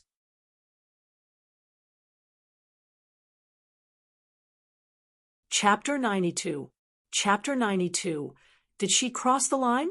Meng Yao looked at the nonchalant Lin E in the front passenger seat, a little confused. She'd thought that she'd get a scolding from Lin E after school, since she caused Lin E to lose a lot of face in front of the whole class. Meng Yao had vented her anger at Yushu on Lin Yi's test paper, but regretted it when Yushu announced the results. She felt that she'd gone overboard, and was prepared for Lin Yi's scolding on the way home from school. She'd prepared for the worst-case scenario. She'd just apologized to Lin E if the worst came to worst. She'd just apologized to him. But Lin E hadn't mentioned the results ever since he'd gotten in the car. He didn't even say a word, just sitting there quietly like he always did. Meng Yao couldn't sit still when Lin E didn't say anything. Why wasn't he reacting? Was he really angry? Meng Yao felt a little resentful at the thought she'd even prepared herself to apologize to him, and he was still putting on airs? Hey, how can a man be so stingy? Meng Yao humphed, unable to hold it in any longer. Lin E was thinking about when he'd give the medicine to Huaijuan, when Meng Yao's words startled him. He turned around, confused. Are you talking to me? Of course. Is there anyone else in the car other than you? Meng Yao said, a little displeased. Ugh. Linny looked at Faubert, sweating profusely. Oh, Faubert, you're really pitiful, getting castrated by the miss for the second time. Ahem. Faubert coughed, helplessly as Lin E stared at him. Ugh. Meng Yao realized that she'd been being too presumptuous. She'd let Faubert enter the palace once more. Faubert's the driver, so he doesn't count. I'm talking about you. A driver doesn't count as a man? Lin E was even more speechless. What kind of theory was this? However, seeing that Faubert didn't say anything, Lin E naturally wouldn't say anything. How am I stingy? Are you mad at me for marking your papers today? Meng Yao said, as she glared at Lin E hatefully at the question he already knew the answer to. Marking papers? What's there to be angry about? Lin E was confused. Yushu was the one who gave us the test paper. Yushu, on the other hand, could see that he really didn't know what Meng Yao was talking about. She held back her laughter as she explained. Shield bro, Yao Yao's trying to say that she gave you a 0. Do you hate her for that? Oh, Lin E finally understood what Meng Yao was talking about. It's fine, I've already thrown it away. Looking at Lin Yi's nonchalant attitude, Meng Yao was pissed off. She apologized to him out of goodwill. And what kind of attitude was this? She wouldn't have bothered with him if she knew he didn't care. Humph. Even if she gave him a 0, at least it had her signature on it. The other boys in the class were dying to have it, but he threw it away. The atmosphere in the car was a little awkward. Lin E didn't usually talk much, but Meng Yao was always chatting away with Yushu the moment they got into the car. Today, however, her face was dark and sullen, as if she wasn't happy at all. Yao, okay? Okay, it's my fault today. Okay? Don't be angry anymore. Seeing the weird atmosphere between Meng Yao and Lin E, Yushu, the culprit, apologized to Meng Yao carefully. She grabbed Meng Yao's arm and swung it back and forth. I'll deal with you tonight. Meng Yao naturally couldn't get angry at Yushu, but she still glared at her. You just want to see the world in chaos. In fact, Lin E didn't care about what happened earlier at all. He came to school with the idea of enjoying the high school life. It was all part of his mission, so why would Lin E take it seriously? Maybe he would run into the forest again one day, and everything here would just be an interlude in his memory. It would become an eternal memory after dinner. Meng Yao pulled Yushu upstairs, probably due to the awkwardness of what had happened during the day. Lin E didn't hold back, either, and started wolfing down the food in the dining room. General Weiwu, on the other hand, saw Lin E gnawing on the ribs and got jealous. It stuck its tongue out and walked around the dining room. Perhaps its instincts told it that Lin Yi was a dangerous person, so General Wei Wu didn't dare to go near him. However, it was greedy for the ribs in Lin Yi's hands. Before Lin Yi was here, Meng Yao and Yushu's leftover ribs would all go into General Wei Wu's stomach. But since Lin Yi came, it could only eat his high-grade dog food. Although the dog food was high-grade and expensive, it couldn't compare to the delicious ribs. But it wasn't stupid. Dogs like Rottweilers had high IQ and they were more sensitive to the outside world than humans. This was why many places trained large numbers of police and military dogs. Humans couldn't sense it, but dogs could. So General Wei Wu was quite afraid of Lin Yi's murderous aura on the day he came. From its perspective, Lin Yi was a dangerous person.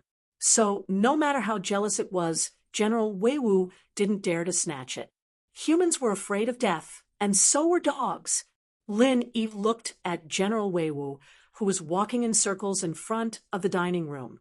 He could guess what General Wei Wu was thinking. He threw a few ribs that he couldn't chew very well to General Wei Wu. General Wei Wu wanted to cry. Since when did he get treated like this? He could only eat the leftovers of others? How humiliating! But it was better than nothing, right? Plus, Lin Yi was looking at him.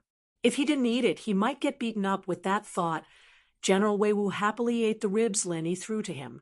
It didn't feel so wronged after tasting the aroma of meat that it hadn't tasted for a long time. It was good enough that it was able to eat it. Meng Yao and Yushu went upstairs and took out the test paper they did today. They were ready to reread their mistakes so that they wouldn't make the same mistake in the future. She regretted it when she was in school, so she didn't look at the test paper that Lin Yi marked for her carefully. She only looked at the marks left by Lin Yi when she got home. Meng Yao's heart ached as she looked at the pretty handwriting listing all of her mistakes on the back of the test paper, along with the solutions.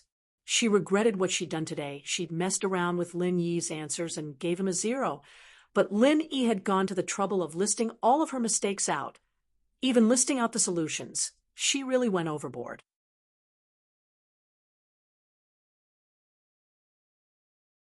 Chapter 93. Chapter 93. Strange Dreams, Yao Yao. What's wrong? Yushu asked, startled as she looked at Meng Yao, who looked like she was about to cry. It's nothing. Meng Yao sighed softly. Shu, do you think I went overboard today? Not at all. Yushu could tell from Meng Yao's voice. Could it be that she was still thinking about what happened today? Yao didn't seem like a sentimental person, did she? Maybe. He doesn't really care. Meng Yao shook her head. Yao, your test paper? Yushu asked, surprised as she realized that Meng Yao's test paper was filled with the steps to solve the problem. Shield Bro wrote this for you? He's pretty nice to you. It wasn't his duty to help people write out the solutions to the wrong questions when he was marking other people's test papers. Everyone listened to the teacher's instructions on how to solve the questions, and they were supposed to fix it themselves when they got back. But Lin Yi had written out the steps for Meng Yao's problems. Yushu understood why Meng Yao was doing this. Meng Yao didn't say anything as she focused on her mistakes. Yushu turned her attention to her own test paper as well, seeing that Meng Yao was focused on studying.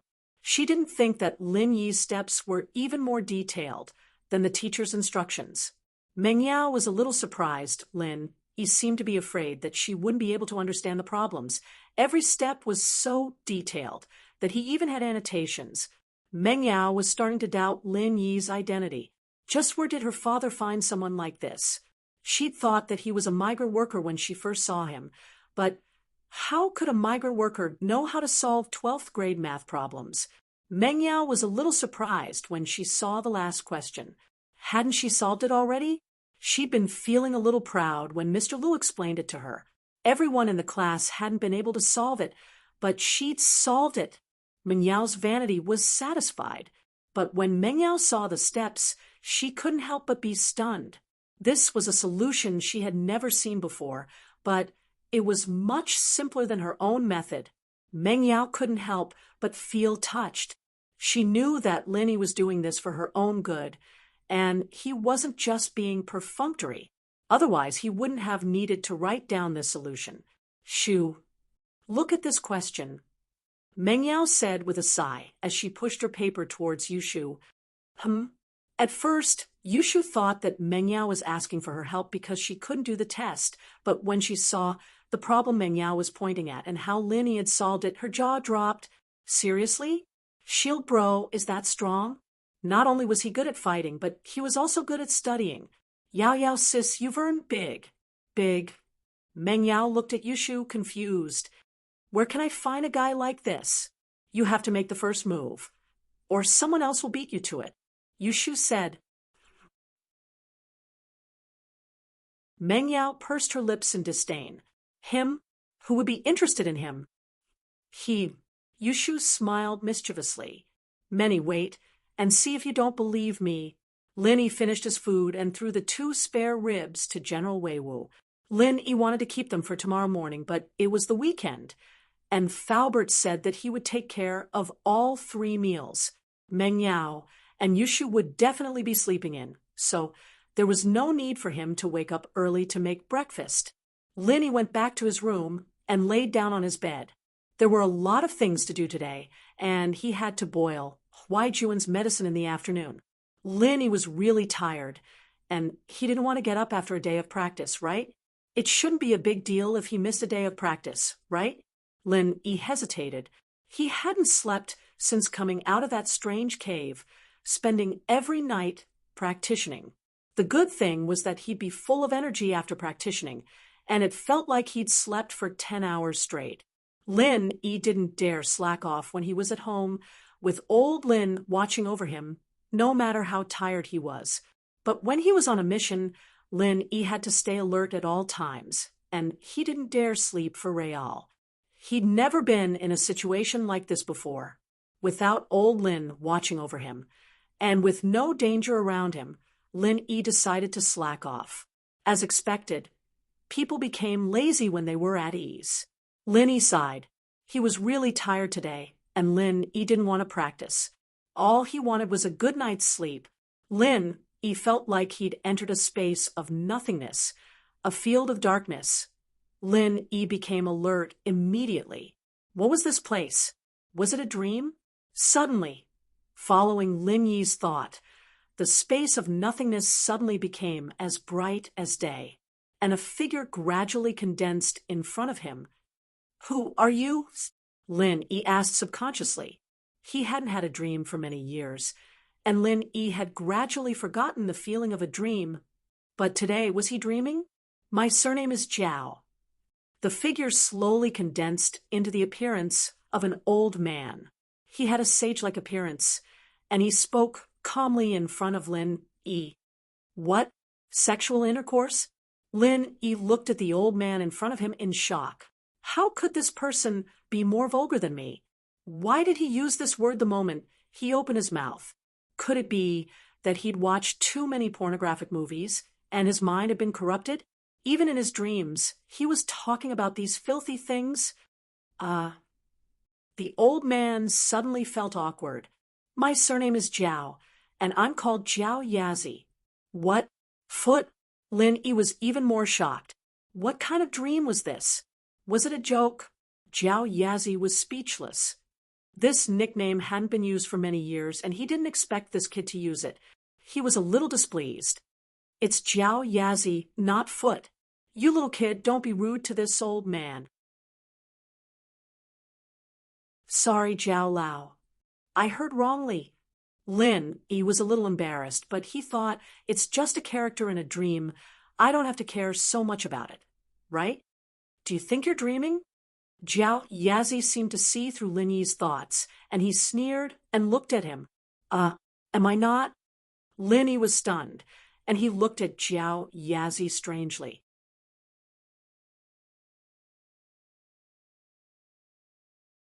Chapter 94. Chapter 94. Training Spaceland, he couldn't help but feel a little awkward at Jiao Yazi's words. If Jiao Yazi said so, then he wasn't dreaming. Besides, A dreamer wouldn't think about whether or not he was dreaming. Then where am I right now? Lin Yi eliminated the possibility that he was dreaming. Where was he now? Just a second ago, he was in Mingyao's bed, and the next second, he was in this strange place. This is the fourth dimension of the jade. Jiao Yazi humphed coldly. I really didn't think that there'd be someone as stupid as you in this world. You've made me wait in the jade for so many years, and now you're finally here. What? I'm in the jade? Lin Yi wasn't a coward, but after hearing Elder Jiao's words, he couldn't help but reveal a shocked expression on his face. Yes, Jiao Yazi frowned. Was this the fated one? This fated one was a little too weak. Then how did I get in? Lin Yi asked. Jiao Yazi had said that he'd been waiting for Lin Yi in the jade for so many years, and Lin Yi had only just come in. I came in as soon as you went to sleep. Jiao Yazi said faintly. Wah. Lin Yi was stunned. It's that simple. How hard did you think it would be? Jiao Yazi rolled his eyes. But I have nothing to say to you. It's been so many years, and you haven't slept at all. Using my senior's words, you're too amazing, too amazing. Lin Yi was speechless. He'd gotten the jade pendant along with a copy of The Art of Dragon Slaying. He'd been training according to the method in the manual ever since, replacing sleep with training, and it had been a few years in the blink of an eye. I've been training with The Art of Dragon Slaying. Lin Yi scratched his head, embarrassed. Of course, I know you're training with The Art of Dragon Slaying. I can see it in the jade. Jiao Yazi humphed coldly. But I really admire you after all these years of useless training. You're still able to keep going. You're even better than Yugong. Ugh. It's not really useless, is it? I've already reached the late stage of the first stage. Lin Yi smiled bitterly. This time, it was Jiao Yazi's turn to be puzzled. He suddenly extended his hand and placed it on Lin Yi's arm. Lin Yi wanted to dodge, but he didn't expect Jiao Yazi's speed to be so much faster than he'd imagined. It was practically teleportation. However, what puzzled Lin Yi was that although Jiao Yazi seemed to have touched him, he didn't feel anything at all. It was as if an illusory figure had touched him. In such a harsh environment outside, you could still break through to the late stage of the first stage. You're quite a talent. Jiao Yazi was a little surprised. Hearing Jiao Yazi's praise, Lin Yi's face finally revealed a trace of a smile. This Jiao Yazi, from the beginning, either called him an idiot or mocked him, saying that he was amazing, but in reality, it was the opposite. This time, he finally praised him. But what a pity! Jiao Yazi shook his head, regretfully. Originally, you could have cultivated to this level in a few months, but you used almost 10 years.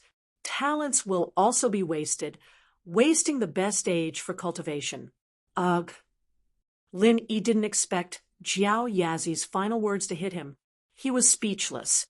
However, Jiao Yazi's words made Lin Yi a little disappointed. Could it be that I'm destined not to break through? He couldn't help but feel a little sad. You mean I can't break through the first stage and advance to the second stage? Break through the first stage. Your goal is only to break through the first stage. Jiao Yazi was startled. He didn't expect this guy to have such a low requirement. Could it be that I can continue to break through? Lin Yi was also startled. If you entered here 10 years ago and didn't say those big words, I'm guessing that you would have broken through the third stage by now. Jiao Yazi said with a face full of pity. However, with your current age, although it's not difficult to break through the third stage, the older you get, the greater the obstacles will be. Lin Yi wanted to cry, but no tears came out. Thinking back, he was really the victim of his own diligence. Originally, after obtaining the Xianyuan dragon beheading skill, he started to cultivate diligently. In the end, it led to the current situation. If he knew this would happen, he would have just taken a nap. Sigh, but don't be discouraged. Although you can't become as powerful as Grand Uncle Master, you can still break through the third stage. That's already impressive enough. Jiao Yazi saw that Lin Yi was disappointed, so he comforted him. Maybe if there's another mutation, you'll become super powerful in an instant. It's hard to say. After hearing Jiao Yazi's words, Lin Yi was a little more open-minded. If he followed Jiao Yazi's words, it was not bad.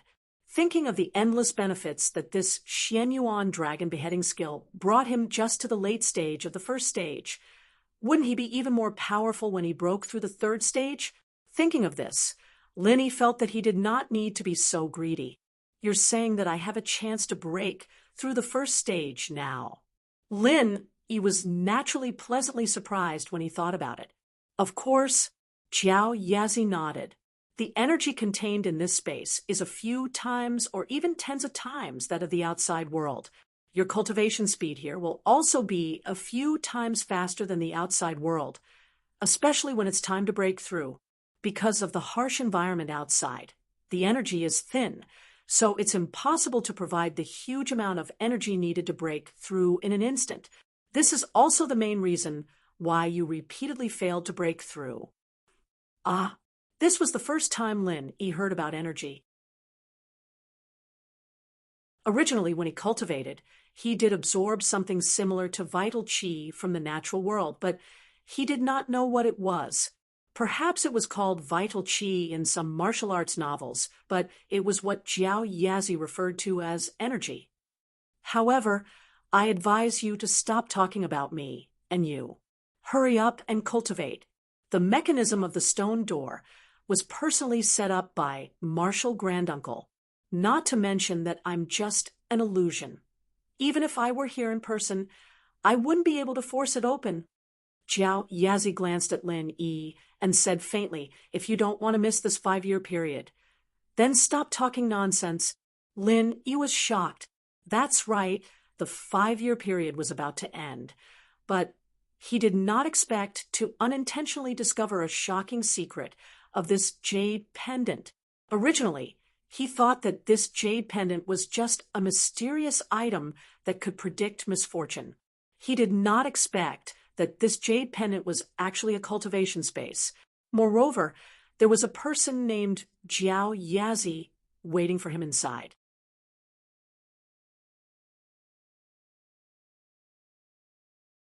Chapter 95. Just like that? Hold on, one last question. Lin Yi forced himself to ask when he saw Jiao Yazi's impatient expression. Speak. Jiao Yazi replied indifferently. Who are you? Who is that senior uncle of yours? Lin Yi couldn't hold back his curiosity. I'm Jiao Yazi, I've already told you. Elder Jiao said faintly. My Grand Master is naturally a very powerful person, but you don't need to know, because it has nothing to do with you. You don't need to think about becoming his disciple, just because you got lucky and picked up the jade pendant and practice scroll he left behind. That's not going to happen.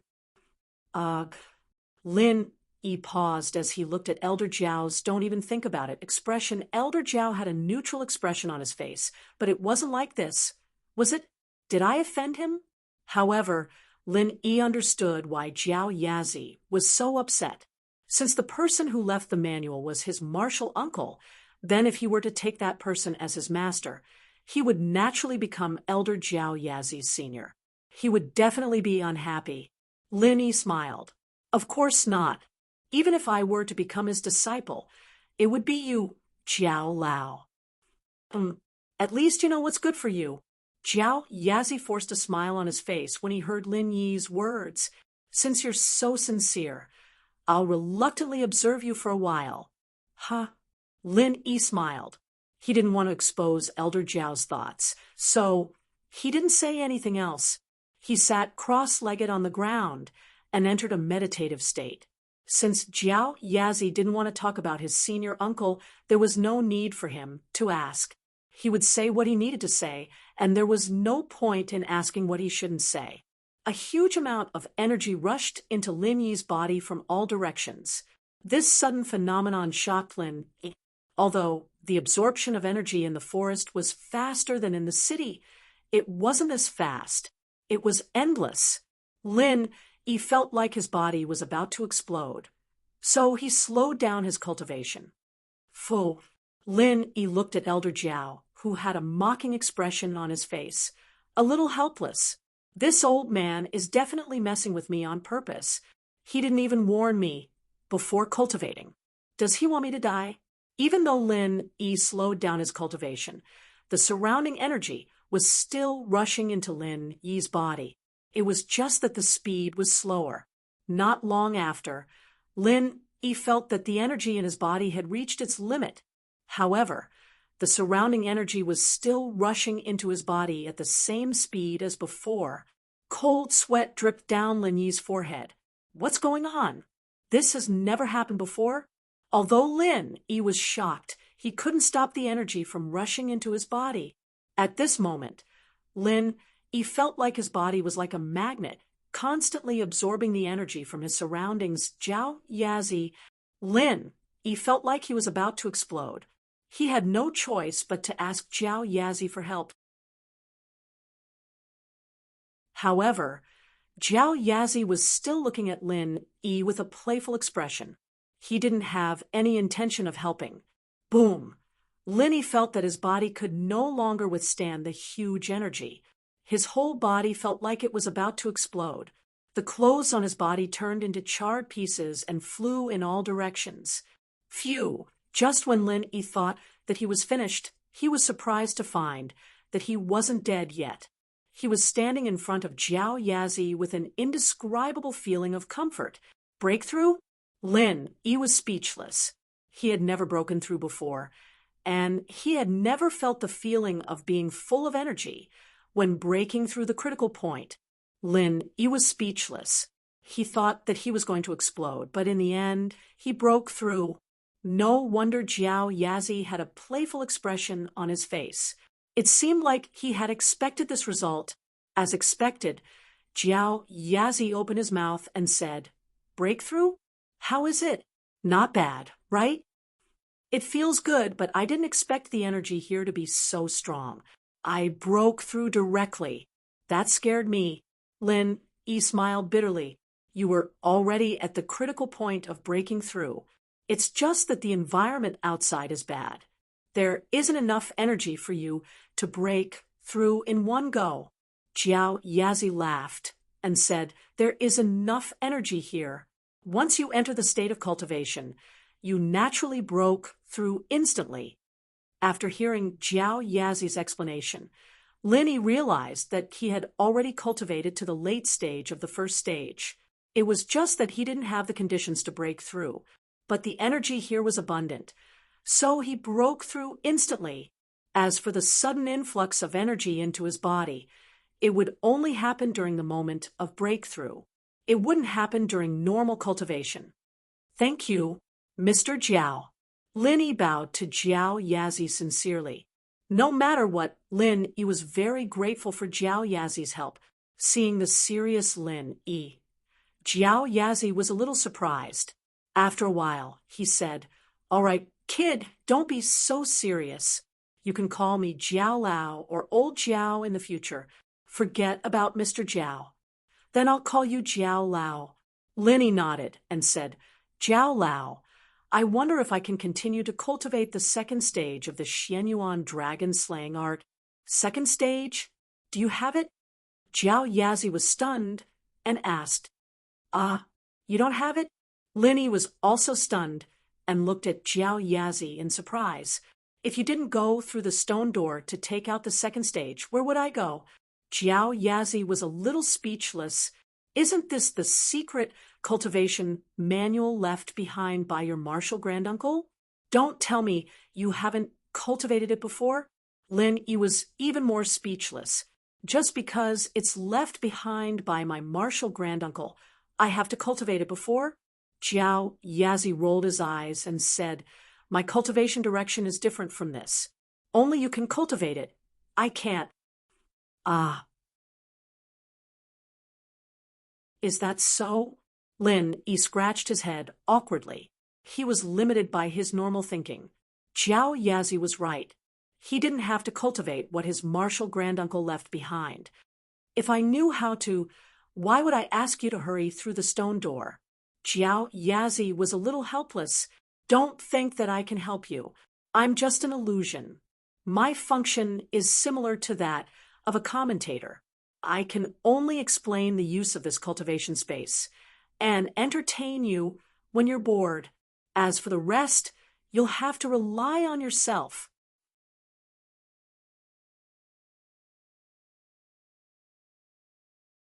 Chapter 96.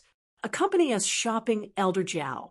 Apart from being a cultivation space, does this jade pendant have any other uses? Lin Yi was thinking about the jade's predictive abilities. Since Jiao Yazi was the owner of the jade, he should know about it. Yes, Jiao Yazi nodded. What other uses? Lin Yi was delighted. So Jiao Yazi knew about it. But I don't know the specifics. Jiao Yazi shook his head. Senior granduncle modified it himself. I've never worn it before, so how would I know? Once you open the stone door, there should be an explanation inside, right? Should? Lin Yi asked, uncertain. I've never been inside the stone door. How would I know? Jiao Yazi said, as if to say, don't ask me, I don't know. All right. Lin Yi was a little disappointed, but it was only for a moment. It was already good enough that he'd gotten what he'd gotten today. He just hoped that it wasn't a dream. The sky was already bright by the time Lin Yi woke up. It looked like it was 9 in the morning. He'd slept for a really long time. Lin Yi couldn't help but stretch as he sat up on the bed. Wait. Lin Yi suddenly remembered the dream he'd had last night. It was Jiao Yazi and the training space. Lin Yi touched his body subconsciously. In the dream, his clothes had exploded into pieces when he broke through the first stage of the art of dragon slaying. But when Lin Yi touched his undamaged pajamas, Lin Yi's heart sank. Was it just a dream? Lin Yi couldn't help but feel a little disappointed at the thought. He'd finally broken through, and he'd be able to open the stone door after 5 years. But was it all just a dream? Kid, you're in the jade, and only your mind is in the virtual training space. Your clothes won't be torn. A voice rang in Lin Yi's mind, startling Lin Yi. But Lin Yi was overjoyed. Jiao Yazi. It was Jiao Yazi's voice. Jiao Lao, is that you? Lin Yi asked. Of course it's me. Jiao Yazi said. You can communicate with me telepathically, no need to speak. Is that okay? Elder Jiao, can you hear me? Lin Yi asked Elder Jiao in his mind. Yes, Jiao Yazi answered. Jiao Lao, since you can communicate with me telepathically, why didn't you remind me to enter the training space in the jade earlier?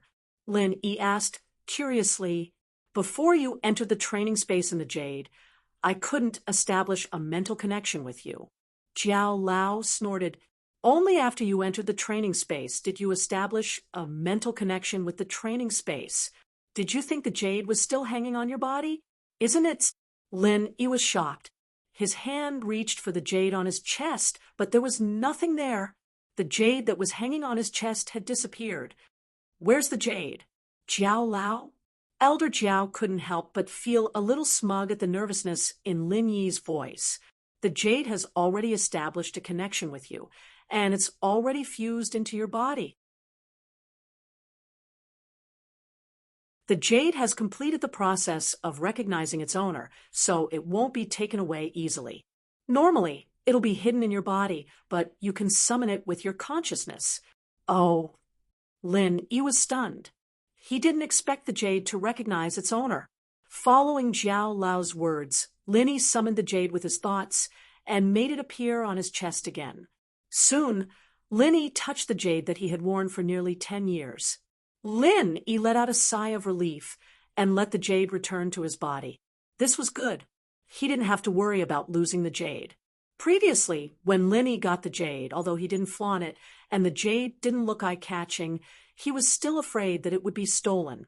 This time, Lin Yi could finally let go of this worry. Thinking that everything last night wasn't a dream, Lin Yi's mood was unusually good, especially when he successfully broke through the first stage of the art of dragon slaying. This made Lin even happier. After getting out of bed, Lin quickly washed up and left the room. He saw that Meng Yao and Yushu were already awake, leaning on the sofa and watching cartoons on TV. Seeing Lin coming out of the room, Meng Yao only glanced at him. Thinking about yesterday's incident, she wanted to say something, but she didn't know what to say. She could only move her eyes to the cartoon. On the other hand, Yushu rolled her eyes when she saw Lin coming out. She waved at Lin. "Shield bro, come shopping with me," and Yao later. "What do you think?" "Me?" Lin blinked and pointed at himself. "Yeah, help us carry our bags." Yushu nodded. "Can I not go?" Lin smiled bitterly. "Carry bags? This job didn't seem that good." Ahem. Toilet paper. Yushu pretended to cough twice and said to Lin sneakily, "Ugh." Lin was pissed off. Did this girl make a living out of this? Once a day? Was there an end to this? "Shu, why are you coughing? Did you catch a cold?" Meng Yao heard Yushu coughing and asked for toilet paper. She quickly passed the tissue box on the coffee table to Yushu. "Ah." Yushu blinked, realizing that Meng Yao had misunderstood her. She stuck her tongue out at Meng Yao before pulling out a napkin and pretending to cough a couple of times. Lin was amused. He shook his head and went back to his room to change. No matter what, the only thing he could do before Pengzhan gave him the mission was to stay by Meng Yao's side. Since she was out shopping, he followed her. When Lin came out of his room, Faubert came with breakfast. It was the hotel chef's congee with pork and century egg, and some exquisite pickles. Lin helped Faubert put the breakfast on the table, and Faubert left with the food box from last night. Meng Yao and Yushu turned off the TV and came to the dining room to eat. Meng Yao pursed her lips as she watched Lin leave. She wanted to ask Lin to eat with her, but she couldn't bring herself to do it. "Shield bro, let's eat together." "We have to go shopping later. I don't have time to wait for you." Yushu called out to Lin before Meng Yao could say anything. "Hey." Meng Yao was a little annoyed. Why did Shu get to eat first? She wanted to be nice to Lin because of what happened yesterday, but she didn't get the chance to. Never mind, this was fine. She was Lin Yi's employer, and she paid his salary. What right did she have to be nice to him? He should be the one doing it.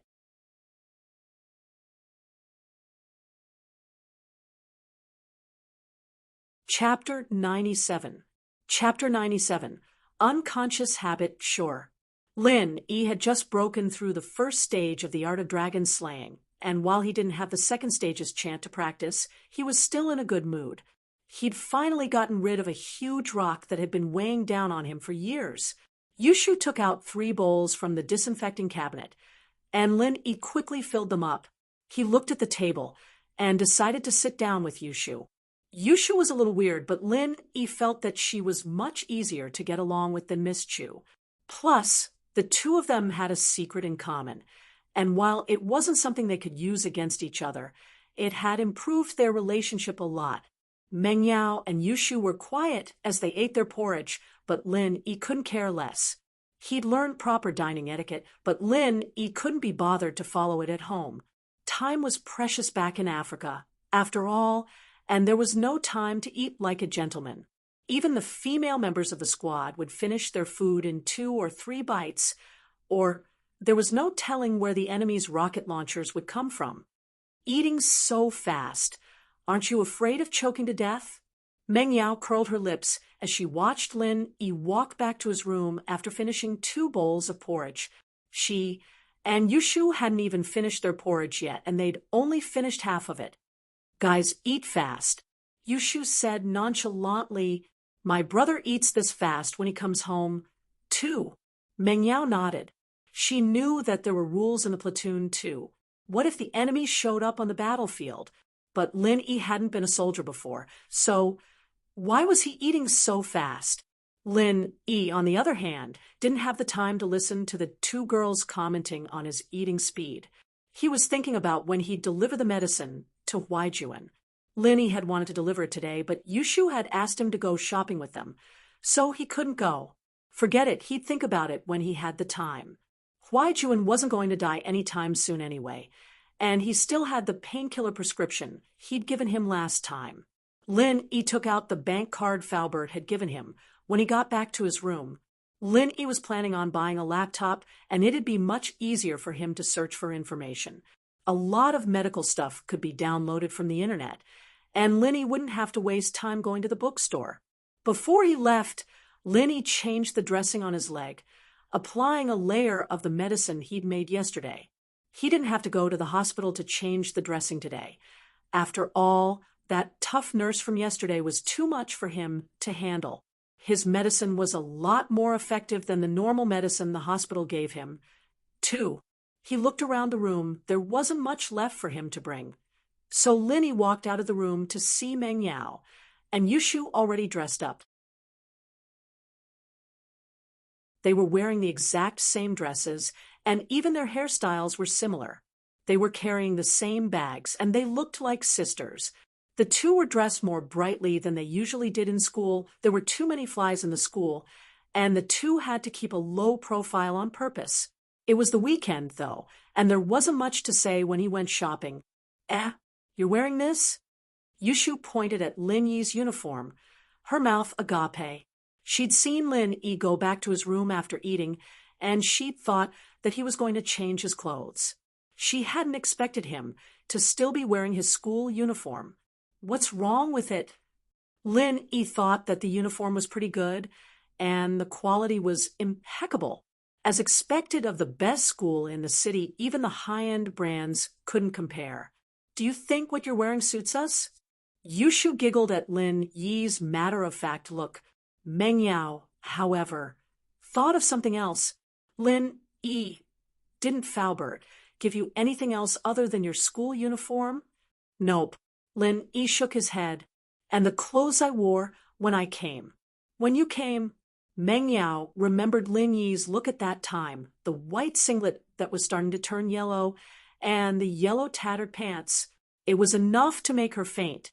Forget it, you can wear this. Get me 2 more decent outfits later. Even if you're my follower, you still need to look presentable. Meng Yao would just buy him 2 outfits later. The one he was wearing now was a little weird, but it was a lot better than his own. Yeah, I'll follow you guys from afar. No one will know that we're together. Lin Yi nodded understandingly. Meng Yao's face froze. Who told you to follow them from afar? Going out together means going out together. What was the point of you following them from afar? Meng Yao, however, was a reserved person. She couldn't bring herself to say that out loud. She didn't know why, but ever since this Lin Yi had entered her life, everything that had to do with him would become a mess. Meng Yao couldn't help but feel annoyed. Leaving the villa, Lin Yi didn't see Faubert's Bentley. He was confused when he saw Meng Yao open the garage door with a remote control. There was an Audi S5 parked in the garage. The domestic model was A5, a bit lower profile than the R8. Lin Yi didn't expect Meng Yao to have a car of her own. Lin Yi couldn't tell that Meng Yao knew how to drive, considering how Faubert usually drove. You drive. Meng Yao threw a bunch of keys in Lin Yi's hand. Me? I don't have a license yet. Lin Yi had never driven without a license before, but that was when he was on a mission or when he was killing people. Driving without a license was a small matter. Meng Yao frowned at Lin Yi's words. Get Faubert to get one for you. Wouldn't it be inconvenient to go shopping with us? Ha ha. Faubert's already doing it. He hasn't gotten it back yet. Lin Yi smiled faintly. Meng Yao had unknowingly accepted the fact that he was by her side, and she wasn't as intense as she was a few days ago when she was trying to chase him away. Now that they were talking about the future, it meant that Meng Yao wasn't as resistant as before. Then you sit in the back seat. I'll drive. Meng Yao pointed at the back seat. Lin Yi said to Lin Yi, the S5 was a sports car with a single row of doors. The back seat could only be accessed from the front. It was a little inconvenient, But with Lin Yi's skills, it wasn't a problem at all. With a light push, Lin Yi jumped in.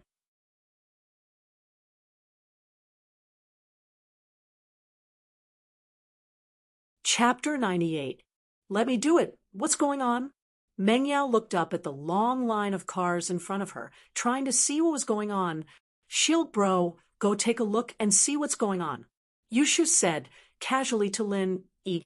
Ugh, I'd rather you go down, or you'd have to go down first, Lin Yi said with a bitter smile. Yushu remembered that Lin Yi didn't have a door at the back, so she got off the car by herself. There were a lot of people watching, but a pretty girl like Yushu made way for them. It didn't take long for Yushu to run back to Meng Yao. Yao Yao, there's a car accident up ahead. I don't think we'll be able to get there for a while, right? It can't be, right? Let's find a place to park the car and take a walk, Meng Yao said, helplessly after hearing Yushu's words.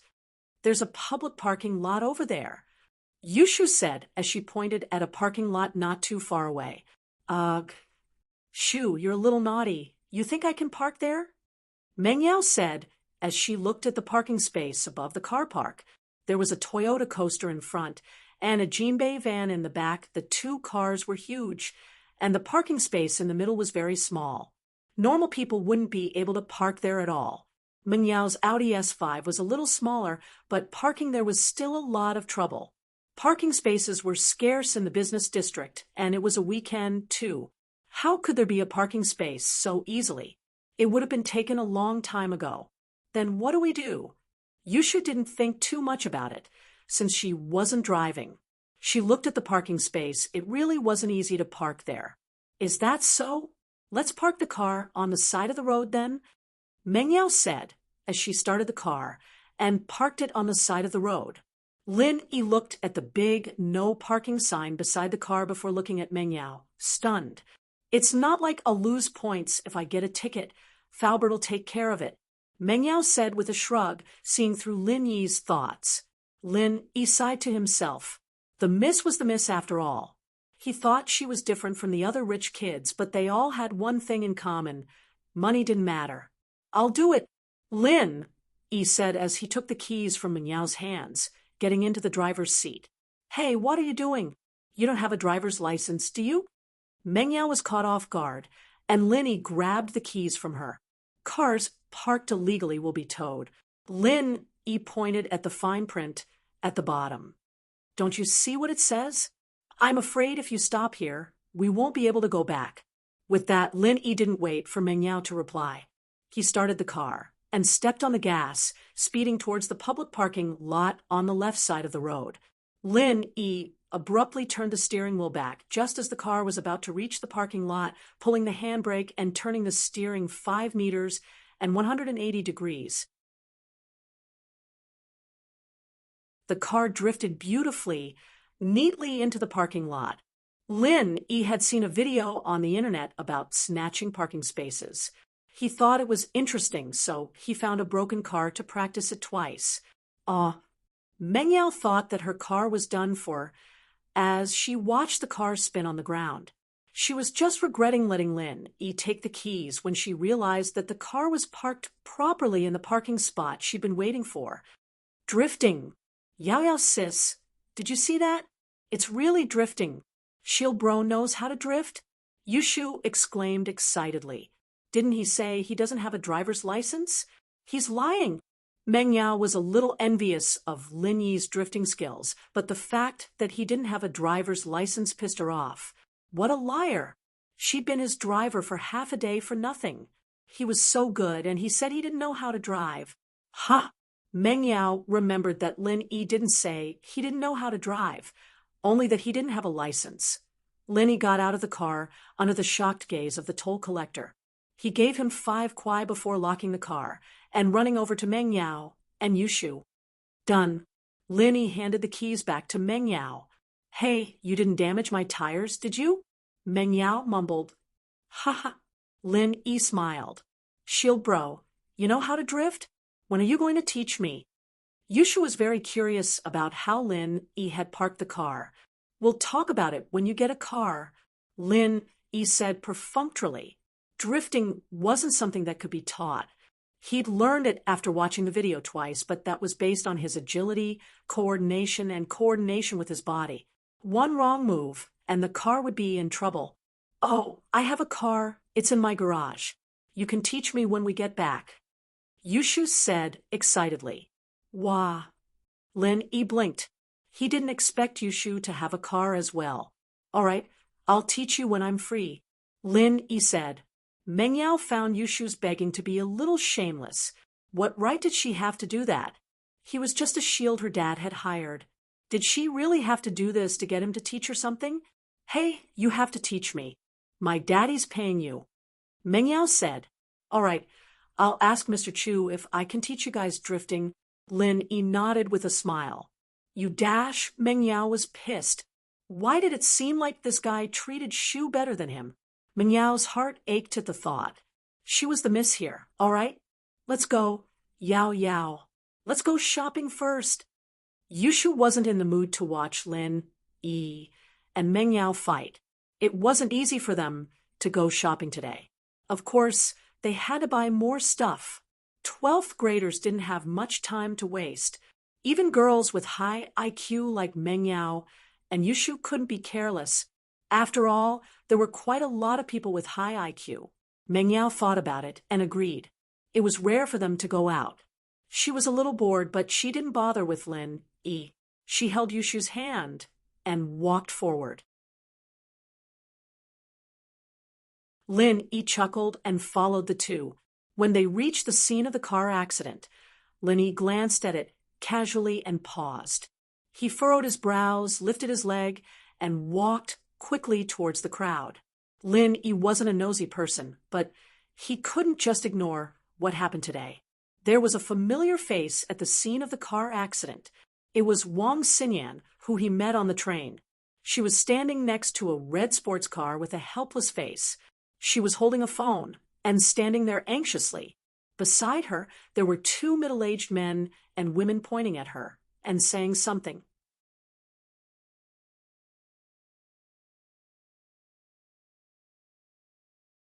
Chapter 99. Meeting someone familiar, Meng Yao wasn't too happy to see Lin Yi squeezing his way to the scene of the accident. He wasn't a cop, so what did it have to do with him? Shield bros going over. Let's go take a look. Yushu felt that Lin Yi must have something interesting going on. She grabbed Meng Yao's hand, wanting to follow Lin Yi. "I'm not going. You go by yourself." Meng Yao's anger towards Lin Yi hadn't subsided yet, and it was only natural that she wasn't happy to see him meddling in other people's business. "Oh, never mind then. We'll go buy some clothes." Yushu looked at Lin Yi longingly as Meng Yao dragged her towards the mall. "Shield bro won't be able to find us later, right? Don't we have a car? Just wait for us by the car if you can't find us." Meng Yao had a reason to be pissed off. There was a pretty girl standing at the scene of the accident, and Meng Yao naturally had seen her. Seeing Lin Yi charging at a pretty girl like that was a huge blow to Meng Yao's self-esteem. He lived with her every day, and yet he was always thinking about other girls. What kind of person was this? Was her charm level that low? It was Lingshan a few days ago, and now it was this unknown girl. Meng Yao's face darkened even further when she saw Lin Yi talking to the pretty girl. It seemed like they knew each other a long time ago. No wonder he was so enthusiastic. Yushu naturally didn't know what Meng Yao was thinking about. Did she have to be this angry? Could it be that Yao Yao had been having that for the past 2 days? Why else would her temper be so weird? Yushu thought evilly. Yes, it was possible. It was very possible. She needed to get a thorough checkup tonight. Ha ha! The scene of the accident was surrounded by 3 layers of people, but it wasn't hard for Lin Yi to squeeze his way in. "Make way! Unrelated people, please disperse!" Lin Yi yelled as he squeezed through the crowd. Those who were squeezed by Lin Yi and wanted to complain shut their mouths subconsciously when they heard Lin Yi's words. They took the initiative to make way for Lin Yi. They regarded Lin E as a traffic policeman or a hospital worker who handled the scene. Otherwise, who would say such a thing? Lin E squeezed his way in just in time to see the middle-aged woman pointing a finger at Sinyan's nose and yelling, "I'm telling you, if anything happens to my dad, you'll be going to jail." "Ani, I told you it wasn't me," Sinyan said, feeling wronged. "This is the business district. I'm not even going 30. It was this grandpa who fell in front of my car. I didn't even touch him before I slammed on the brakes." "Humph, he fell right in front of your car. Who else could it be but you?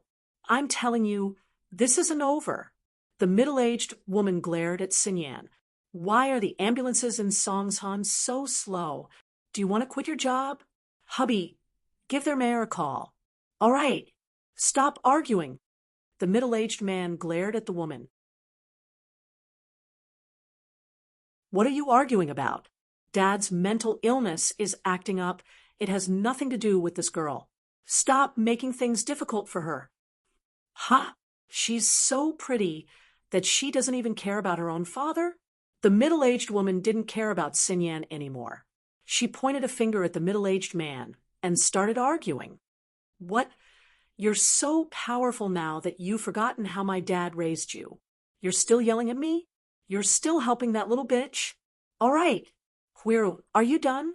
You know what's going on. You're the one who forgot to bring my dad's medicine, and you're pushing the blame onto someone else." The middle-aged man humphed, dissatisfied with his wife. "Fine, I've been the daughter-in-law of House Lu for so many years, and this is how you treat me." Huira's eyes flashed fiercely. She reached out to grab Sinyan's face. "You like this bitch? I'll tear her face apart. Let's see if you feel bad for her." Slap. A hand gripped Huiru's wrist tightly. She couldn't move an inch. Who's pulling me?" Huiru was startled. She turned around to look at the person. "If she really hits someone, she'll take responsibility." Lenny looked at Huiru coldly. From her behavior and words, he could tell that this woman's background wasn't ordinary. She did things without a care in the world. Since Sinyan drove a sports car, her family background must be extraordinary. But this woman didn't care at all. It was obvious that she wasn't afraid of causing trouble. Plus, she kept talking about getting the head of the health bureau fired and calling the mayor. That was proof enough. Of course, he couldn't rule out the possibility that she was bluffing, trying to extort more money. "Who are you?" "Honey, look at this pretty boy. He's meddling in other people's business. He even wants to hit your wife." "Lu Qianni, are you going to do something about this?" Huira shouted again. "All right, little brother, this has nothing to do with you. Don't get involved. Let go of her. You'll have to bear legal responsibility if you hit someone." Lu Qianni frowned at Huiru's shouting. He turned to Lin E. "Hit someone? I'm just stopping her from hitting someone." Linny laughed coldly, but he still let go of Huiru. He wasn't afraid of anyone. But he was on a mission right now. He didn't know how long he'd be in Songshan. He didn't want to cause trouble. Lu Qianni blushed at Lin Yi's words. He glared at his wife. He didn't know what to do with this wife. When House Lu was in trouble, he married his wife's family, House Zhang. With the Zhang family's help, they managed to protect their family business. But this wife of his relied on what happened back then. She acted like a tyrant in front of him. He didn't have any dignity as a man. But then he remembered that she was his wife and had given him a pair of beautiful and handsome children, so he could only endure it. It was just that he'd gotten older these past few years, and his wife was starting to suspect that he had another woman outside. She'd start crying and throwing a tantrum at the slightest sign of trouble. Tianni couldn't do anything about it at all. She'd bring up what happened all those years ago whenever he got angry, even going to his father, and complaining that she'd had a change of heart. Tianni couldn't handle it at all. "Are you okay?" Lin Yi let go of Huiru and turned to Wang Xinyan. Lin Yi came because Wang Xinyan helped him on the train. Even though Lin Yi didn't need her help, Lin Yi still felt grateful.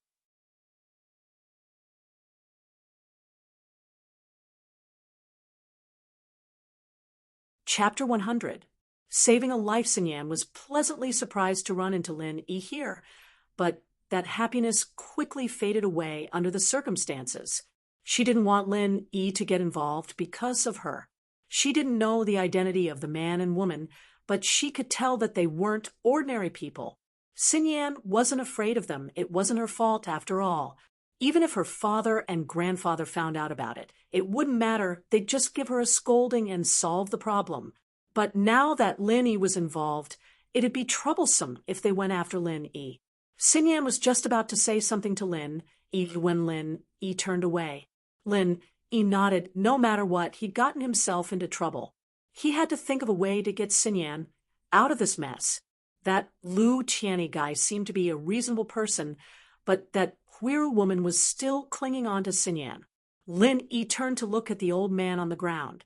There weren't any signs of injury on the old man, and there weren't any obvious scratches on Sinyan's car either.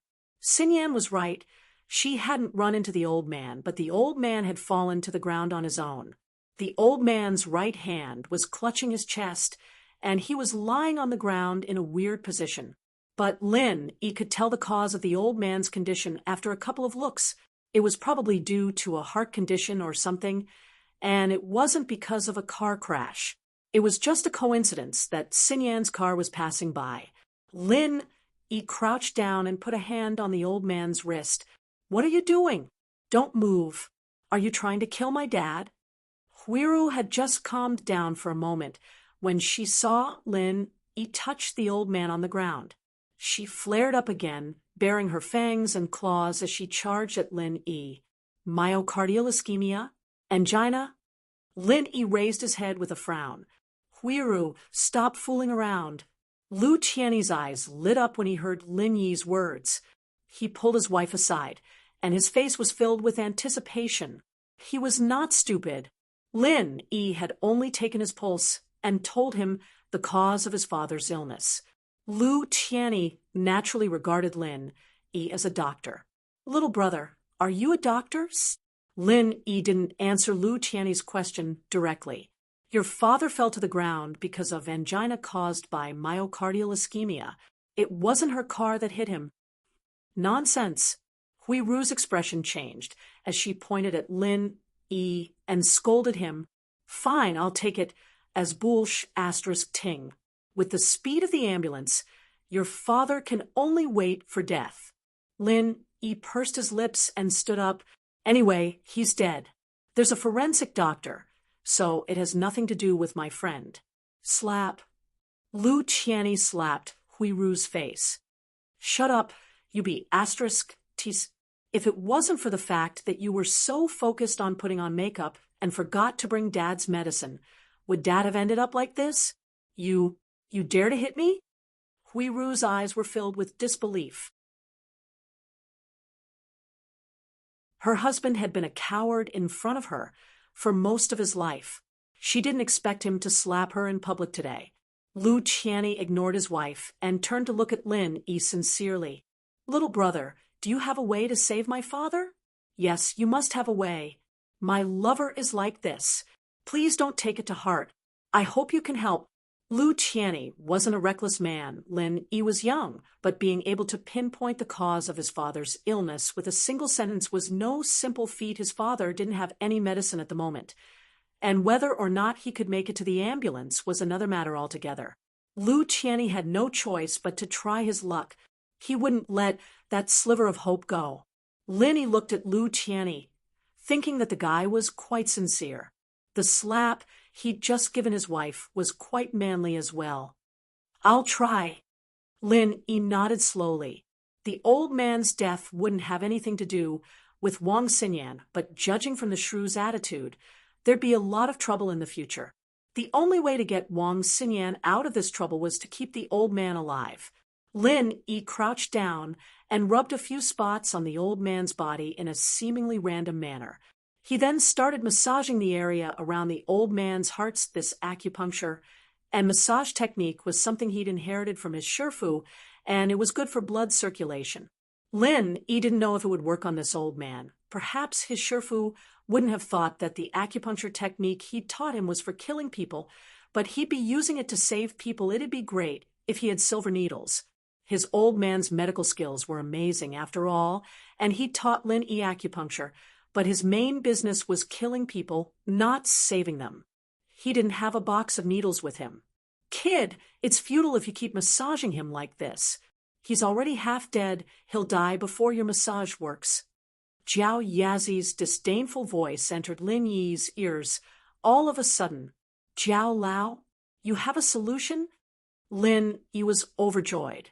In truth, Lin Yi was a little worried as well. Old Lin's medical skills were excellent, but there were a lot of emergency treatments that required needles, and it depended on the symptom as well. Lin Yi would have been able to save the old man if he'd only just started acting up, but it had been half a day now, and Lin Yi had no choice but to give it a shot. Humph. You've been practicing the art of dragon slaying for nothing, haven't you? Jiao Yazi humphed coldly. You only need to take a small amount of the energy you absorbed and put it into the old man's heart, allowing it to recover and strengthen his blood supply. You'll be able to improve his condition. Put it in directly? Lin Yi was dumbfounded. This was something he'd never thought of. He'd thought that the energy he absorbed was only useful to him because he practiced the art of dragon slaying, and this energy was useless to others. He hasn't practiced the art of dragon slaying. So, will this energy be effective on him? Lin Yi knew that this kind of energy had a very significant effect on strengthening the body's tissues and functions. But would it be of any use without the Kunlun chant? He hasn't practiced it, so he can't absorb the energy himself, but he can receive the energy you give him. Jiao Yazi explained, Kid, don't tell me you don't even understand. Such a simple principle. Lin Yi's face reddened. He really didn't understand this. Old Lin didn't know the art of dragon slaying either, and he'd been practicing it all by himself without anyone to discuss it with. Run the chant on this old man's Dayton acupoint, and the energy will be automatically released and transferred to him, Jiao Yazi said. If you don't want him to die, then hurry up and start. You're tuning into the Mystic Fist YouTube channel. Don't forget to subscribe and join us on this journey to catch the most captivating stories.